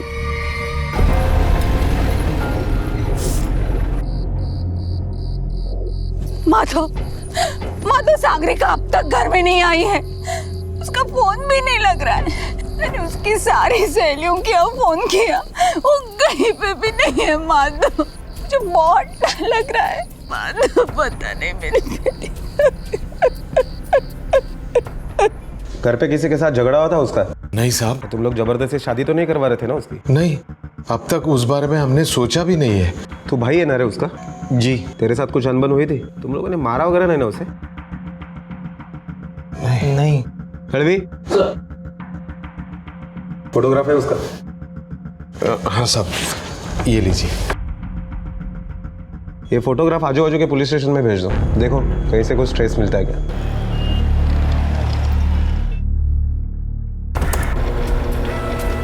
सर, सागरिका के कॉल डिटेल्स।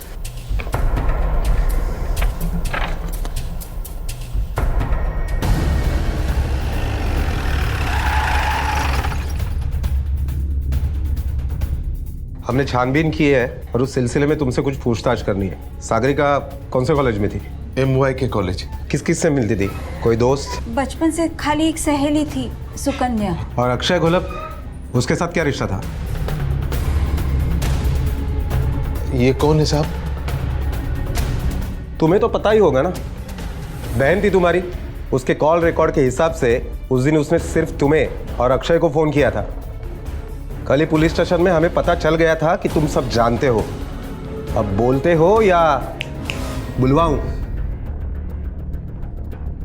मुझे पता था साहब। उस दिन मैं जैसे बोलता हूँ वैसे कर। अभी के अभी उसे फोन कर और कल कैसे भी करके उसे पनाड़ा के जंगल में बुला। देख, उससे प्यार से बात कर लेना। अगर मानता है तो ठीक है, नहीं तो आज ही तेरी यहाँ किसी मंदिर में शादी करवा देंगे। सागरिका, सागरिका, सागरिका,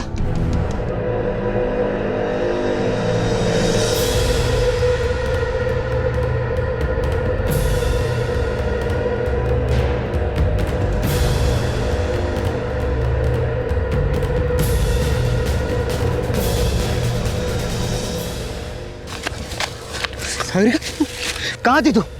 क्या हुआ तुझे? उस अक्षय ने तुझे मारा है क्या? मैं उस अक्षय को जिंदा नहीं छोड़ूंगा। अपनी गलती उसके सर पर मत डाल। सब तेरी वजह से हुआ है। मुझे तेरी बात सुननी ही नहीं चाहिए थी। मुझे दूर रह, मुझे तेरी शक्ल भी नहीं देखनी। सागरिका, सागरिका रोक, मेरी बात तो सुन। सागरिका रोक, मेरी बात तो सुन। अरे अरे, इतना सब होने के बावजूद तूने हमको कुछ भी नहीं बताया। सागरिका कहाँ है? कहाँ है सागरिका? बता मेरे को। अगर उसके बाद वो कहाँ गई मुझे नहीं मालूम है। और तुमने उसे वैसी हालत में वहां से अकेले जाने दिया?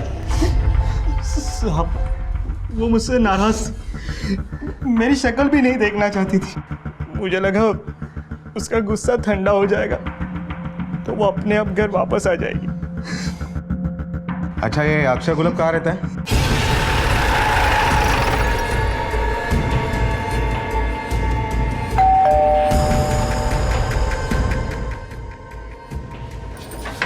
अक्षय को बुलाइए, हमें उससे बात करनी है। मुझे कुछ नहीं पता साहब, मैं तो कल पूरा दिन घर पर था। हाँ, हमारा बेटा बहुत शरीफ है और आप जिस लड़की के बारे में बोल रहे हो हम उसे जानते तक नहीं। आप नहीं जानते, पर ये जानता है। क्यों? बोल, कैसे जानता था उसको? क्यों गायब किया उसे? बोल। साहब, मेरा और उसका चक्कर था, फिर जब मेरी शादी पक्की हुई उसके बाद मैं उससे दूर हट गया था। ना ही उसे देखा, ना ही कभी उससे बात की। अच्छा, तो ये क्या है? ये कॉल रिकॉर्ड्स बताते हैं कि रोज तुम दोनों में बातचीत होती थी, वो भी 10-15 मिनट तक। और तू कहता है कि रिश्ते खत्म हो गए थे। बोल। मेरे तरफ से खत्म हो गया था, पर उसको रिलेशन खत्म करने के लिए पैसे चाहिए थे। कीमत मांग रही थी साहब। आखिरी बार कब मिला था उससे? बोल। उसने मुझे पन्ना लेके जंगल में मिलने बुलाया था। तो तूने क्या किया? मैं नहीं गया साहब, मैं उसकी धमकियों से बहुत तंग आ चुका था। अच्छा, इसीलिए तुमने उसको गायब कर दिया? गायब कर दिया या मार डाला? नहीं साहब, नहीं। माधव का प्लान मुंह के बल गिरा और सागरिका एक बहुत बड़े हादसे का शिकार हो गई। सब अपने आप को और अपनी झूठी इज्जत को बचाने में लगे हुए थे। ऐसा लग रहा था जैसे सागरिका सबके लिए एक हाशिए पर चली गई है। जिसके साथ प्यार के नाम पर विश्वासघात हुआ, वो कहां है, किस हाल में है, ये कोई नहीं जानता था। अक्षय ने सागरिका से उसके सारे सपने छीनकर उसे दुख और जिल्लत की जिंदगी जीने के लिए छोड़ दिया था। पुलिस ने अक्षय से पूछताछ की क्योंकि अक्षय के पास सागरिका को गायब करने का मकसद था, लेकिन सबूतों के अभाव में पुलिस को अक्षय को छोड़ना पड़ा। चले, रोक, निकालिए, चल। हाँ, मेरी बहन किधर है? हाँ, क्या किया तूने उसके साथ? मैंने तो उसे देखा तक नहीं। तू ना पुलिस को बेवकूफ बना सकता है, लेकिन मुझे नहीं, जिंदा नहीं छोड़ूंगा तुझे। मैं तुम्हारा दुख समझ रहा हूँ, इसीलिए सिर्फ वार्निंग देके छोड़ रहा हूँ। अगर अगली बार कुछ गड़बड़ की तो सीधा अंदर डाल दूंगा। साहब, अगर इसने मेरे बहन के साथ कुछ गड़बड़ की होगी ना, तो मैं इसे जान से मार दूंगा, फिर चाहे उसके लिए मुझे फांसी क्यों ना हो जाए। मुझ पे हाथ उठाने से पहले अपने बहन से जाके बात कर, पता नहीं कहाँ कहाँ मुंह मारती है। क्या बोलता है तू? चुपचाप खड़ा रहे। मारो साहब, मारो, जितना मारना है उतना मारो, पर मैं इसे जिंदा नहीं छोड़ूंगा। इसकी वजह से मेरे बहन को एबॉर्शन करवाना पड़ा था, छोड़ूंगा नहीं मैं इससे। चुपचाप खड़ा रहे। ये अबॉर्शन की बात तुमसे किसने कही? मैंने सातारा जाकर अपना अबॉर्शन करवाया, वो नहीं आया मेरे साथ, सुकन्या आई थी। मैं उसके साथ खुद गई थी सातारा में डॉक्टर जोशी के क्लिनिक में। उसने मुझे बताया कि ये बच्चा अक्षय का है। अक्षय जानता था ये बात? हाँ साहब। सिवाय पुलिस के कोई भी सागरिका को ढूंढने की कोशिश नहीं कर रहा था, लेकिन पुलिस के हाथ भी कुछ नहीं लग रहा था। और फिर कहानी ने जो मोड़ लिया वो कल्पना से भी परे था।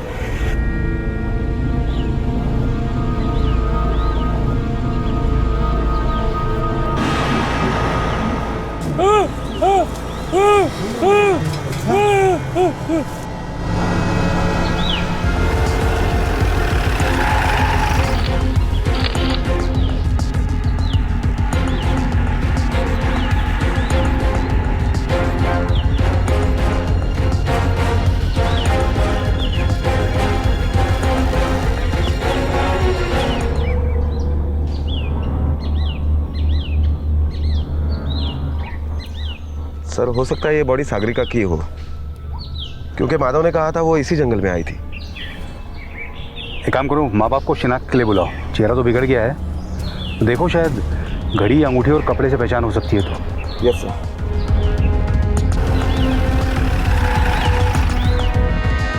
सर, कपड़ों, घड़ी और अंगूठी की वजह से सागरिका के माँ बाप ने बॉडी को पहचान लिया है और अब यह कंफर्म हुआ है कि वो बॉडी सागरिका की ही है।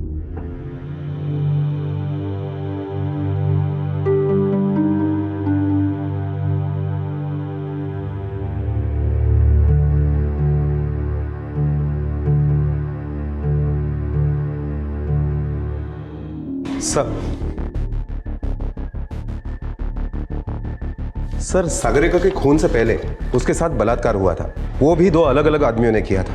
उसकी बॉडी से और वारदात की जगह से 2 आदमियों के डीएनए सैंपल मिले।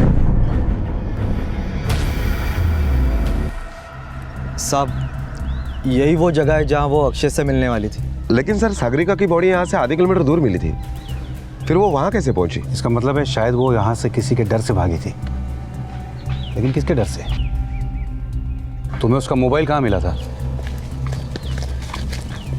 साहब, मोबाइल इधर मिला था। भाई, मोबाइल यहाँ पे पड़ा है। सर, वहाँ कुछ मिला है। सर, यहाँ पे झाड़ी में फंसा हुआ उसके दुपट्टे का कपड़ा। इसका मतलब वो भागते हुए यहाँ से गुजरी होगी।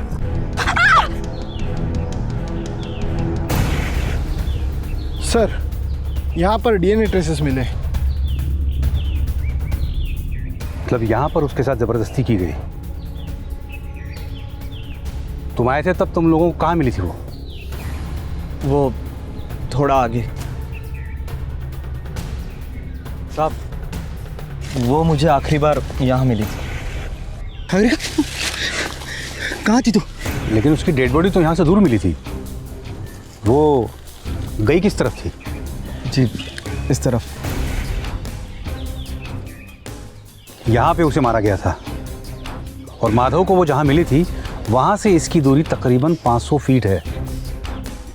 इसका मतलब कोई और भी था जिसकी उस पर नज़र थी। सर ये वो रेपिस्ट भी हो सकता है या कोई और भी। एक बात अपने भेजे में डाल ले, अगर तेरा दूर दूर तक इससे कुछ वास्ता हुआ ना तो तेरी खोपड़ी में दूनली से भर दूंगा। और ये जब तक अब साबित नहीं होता कि तेरा इससे कुछ लेना देना नहीं है, तब तक ये शादी तो आप भूल ही जाओ। कुछ नहीं सुनना मुझे। तुम मेरी बात का विश्वास क्यों नहीं करती? मुझे फंसाया जा रहा है। मेरा कुछ भी वास्ता नहीं इससे। विश्वास करो, कम से कम तुम तो। अक्षय! ए अक्षय! डर के क्या बैठा अंदर? बाहर निकल! बाहर निकल ताकि मैं घुसूं अंदर। अक्षय बाहर आ! तुम रुको। बाहर आ अक्षय! बेटे को भेजो अपने। क्या है? क्यों चिल्ला रहे हो? तुम्हारे बेटे की वजह से मैंने अपनी बहन खो दी है और तुम उसके शादी के सपने देख रहे हो। मैं भी देखता हूँ कैसे होती है उसकी शादी। चले जाओ यहाँ से, नहीं तो मैं पुलिस को बुलाऊंगा। तुम लोगों को ना मैं छोड़ने ही नहीं वाला। हट जाओ भाई, हट जाओ भाई छोड़ना भाई। भाई पुलिस का लफड़ा हो जाएगा भाई। देख ले अपने बेटे को, जितना देख ले उतना देख ले। जिस दिन वो घर से बाहर निकलेगा ना वो गया ऊपर। भाई जान दे, छोड़ भाई छोड़। हाँ।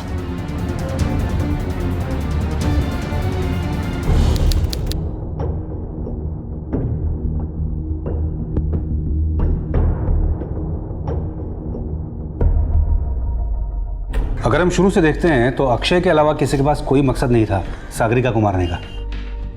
हमें अक्षय को उठाना पड़ेगा। अक्षय! अक्षय! अक्षय! क्या हुआ? अक्षय घर में है लेकिन दरवाजा ही नहीं खोल रहा। देखिए ना, ये कब से फोन ट्राई कर रहे हैं, फोन भी नहीं उठा रहा है। लड़वी देखो।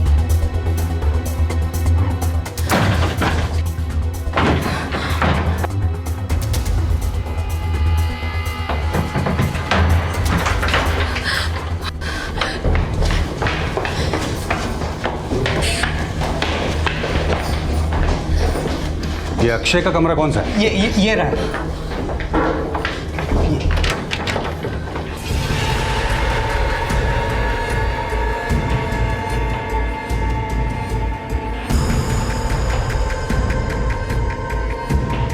अक्षय! अक्षय! अक्षय! सर ये तो मर चुका है। अक्षय!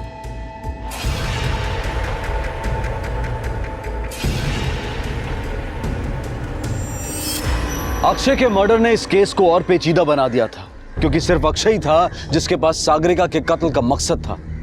लेकिन अब तो अक्षय खुद ही मारा जा चुका था। इसके बाद निशाने पर थे माधव और उमेश। इन दोनों ने ही खुलेआम अक्षय को जान से मारने की धमकी दी थी। लेकिन जिस वक्त कत्ल हुआ, माधव अपनी बहन का अंतिम संस्कार कर रहा था और उमेश अपने घर पर ही मौजूद था। और ना ही इन दोनों के फिंगरप्रिंट्स कत्ल के हथियार पर मिले थे। अगर सारे सस्पेक्ट बेगुनाह थे तो फिर गुनहगार कौन था? ये केस सुलझने की बजाय और उलझता जा रहा था। पुलिस की सारी मेहनत किसी अंधेरे में गुम हो रही थी और तभी श्वेता के बयान से पुलिस को उम्मीद की एक किरण दिखाई दी। हमारी एंगेजमेंट हो चुकी थी, बहुत जल्द शादी भी होने वाली थी।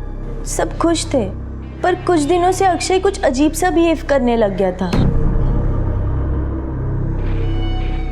अजीब अजीब से लोगों से छुप छुप के मिलने लग गया था, जिन्हें देख के मुझे कभी नहीं लगा कि वो उसके दोस्त हो सकते हैं। पर वो सब देख के मुझे ऐसे लगा कि जो हो रहा है वो सही नहीं है।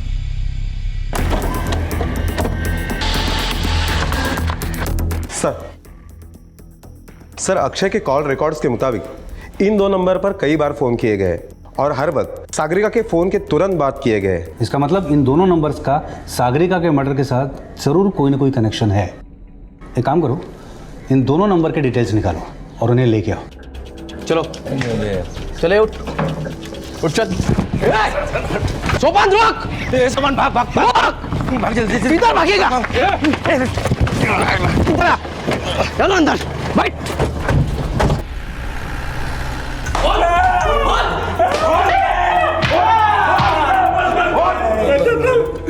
साहब, हमने कुछ नहीं किया, हमने कुछ नहीं किया। वो अक्षय ने हमें धमकाने की सुपारी दी थी, हमने बस उतना ही किया साहब। बताता हूँ साहब, बताता हूँ साहब। हाँ, हमने उसके साथ जबरदस्ती की।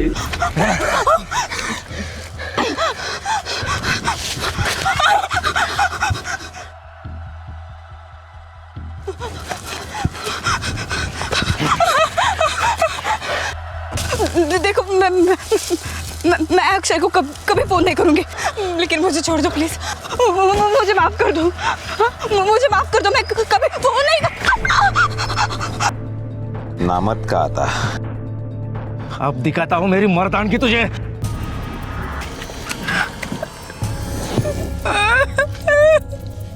हाँ, हमने उसको नहीं मारा साहब, सच बोल रहे हैं, हमने उसको नहीं मारा साहब।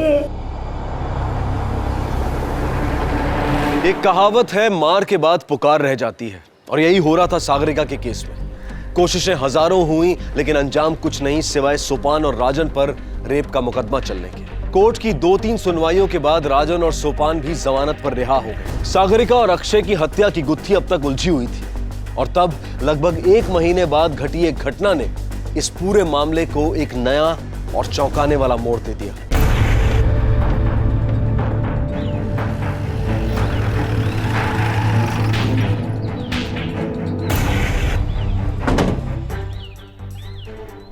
हटिए, पीछे हटिए, पीछे हटिए।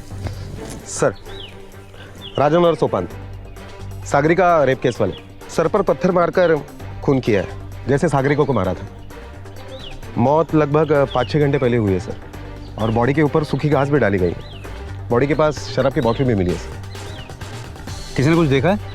नहीं सर, लेकिन ये किसान है जिसने सबसे पहले बॉडी को देखा, सूखी घास उठाने के लिए आया था। आपने पत्थर को हाथ तो नहीं लगाया? नहीं साहब। सर, पत्थर के ऊपर के भी फिंगरप्रिंट्स ले लिए।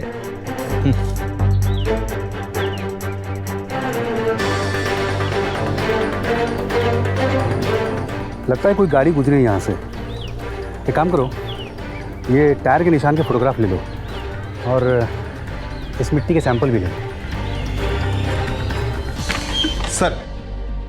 Sir, fingerprint report. सर, इन रिपोर्ट से ये पता चलता है कि तीनों मर्डर किसी एक ही आदमी ने किए, क्योंकि पाए गए फिंगरप्रिंट्स किसी एक ही आदमी के। सर, कौन हो सकता है वो? माधव? नहीं सर, माधव के फिंगरप्रिंट्स इस रिपोर्ट से मैच नहीं करते, और जिस दिन डबल मर्डर हुआ उस दिन माधव का मोबाइल लोकेशन टेम्पो यूनियन के मोर्चे का ही था। हो सकता है खुद ना गया हो, किसी और को सुपारी दी हो।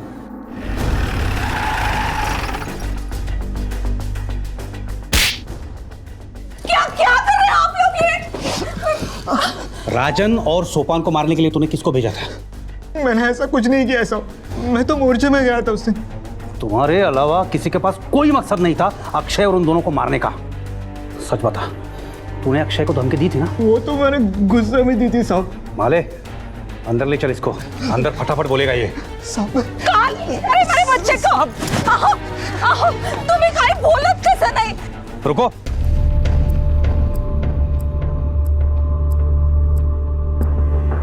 तू तो मोर्चे में था ना परसों? तेरी गाड़ी के टायर पे ये कीचड़ कहाँ से आया? कहाँ गया था तू परसों गाड़ी लेके? मैं तो मोर्चे के गाड़ी के साथ गया था, परसों तो बाबा गाड़ी लेके गए थे।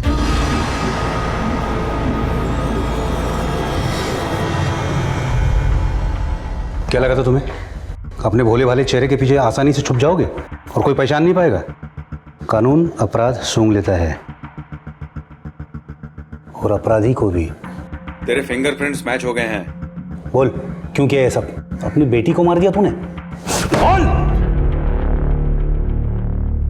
मैंने माधव और सागरिका की बातें सुनी थी। सातारा जाकर मैंने अपना अबॉर्शन करवाया। तब से मेरा उन दोनों पे ध्यान था। उन्होंने अक्षय को जंगल में मिलने के लिए बुलाया था, ये भी मैंने सुना था। अभी के अभी उसे फोन कर और कल कैसा भी करके उसे पन्हाड़ा के जंगल में बुला। कल कुछ भी करके पन्हाड़ा पहुंचना। मैं भी उनके पीछे पीछे जंगल गया। यहीं पे हम लोग मिलते थे।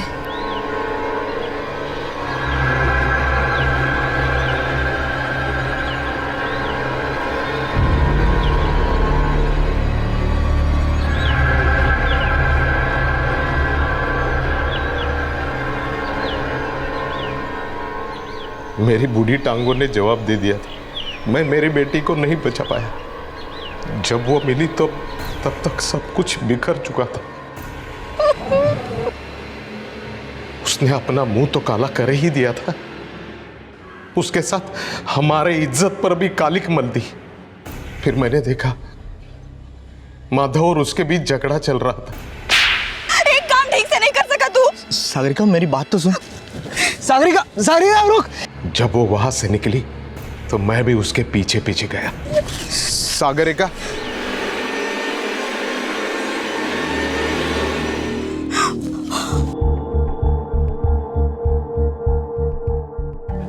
पापा देखो ना उन्होंने मेरे साथ क्या किया। पापा मैं क्या करूंगी? बोलो ना कुछ तो।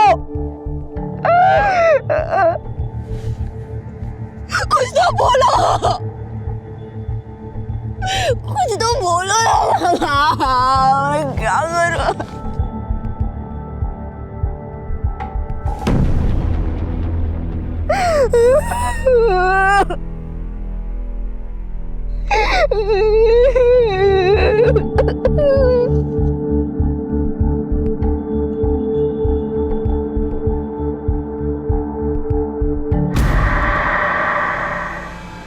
ये सारी तबाही शुरू हुई उस अक्षय की वजह से। फिर भला मैं उसे जिंदा कैसे छोड़ सकता था? उसे जीने का कोई अधिकार नहीं था, इसलिए मैंने उससे भी मार डाला।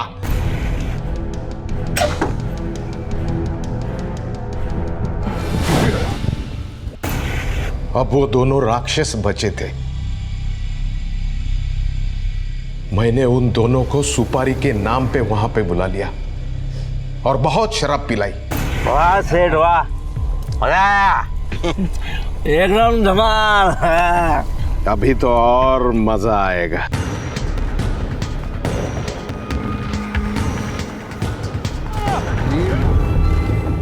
हमारे समाज की मानसिकता आज भी बदली नहीं है और जगन्नाथ उसका जीता जागता उदाहरण है। उसने अपनी ही बेटी को बड़ी बेरहमी से मार डाला। वो बेटी जो प्यार के नाम पर धोखा खा चुकी थी और अपनी अस्मिता बचाए रखना चाहती थी, जिसकी कोई गलती नहीं थी, जिसे इस मुश्किल वक्त में अपने बाप के कंधे का सहारा मिलना चाहिए था, उसी बाप ने अपने हाथों से उसे मार डाला, सिर्फ अपनी झूठी शान के लिए। अगर जगन्नाथ में पुलिस की मदद भी होती तो सागरिका को न्याय भी मिलता और वो आज जिंदा भी होती। किसी भी इंसान को कानून अपने हाथ में लेने का हक नहीं है। सागरिका अपनी सारी अधूरी इच्छाओं के साथ दूसरी दुनिया में जा चुकी है और जगन्नाथ सलाखों के पीछे, जिसके लिए वो खुद जिम्मेदार है, उसे कानून ने आजीवन कारावास की सजा सुनाई है। बच्चों की गलती पर माता पिता का गुस्सा होना वाजिब है, लेकिन जरूरत है कि ऐसे वक्त में बच्चों से बातचीत की जाए, उन्हें समझने और समझाने की कोशिश की जाए। आप सबसे गुजारिश है कि गुस्से को कभी भी अपने ऊपर हावी ना होने दें और विवेक से काम लें। अब मैं अनूप सोनी आपसे विदा लेता हूं। फिर मुलाकात होगी अगले एपिसोड में एक और चौंका देने वाले केस के साथ। तब तक अपना और अपने परिवार का ख्याल रखें और देखते रहें क्राइम पेट्रोल डायल 100। सबक एक को, सीख हम सबको। जय हिंद। क्राइम पेट्रोल्स के और भी दिलचस्प कहानी देखने के लिए हमारे चैनल को सब्सक्राइब करें और बेल आइकॉन दबाना न भूलें।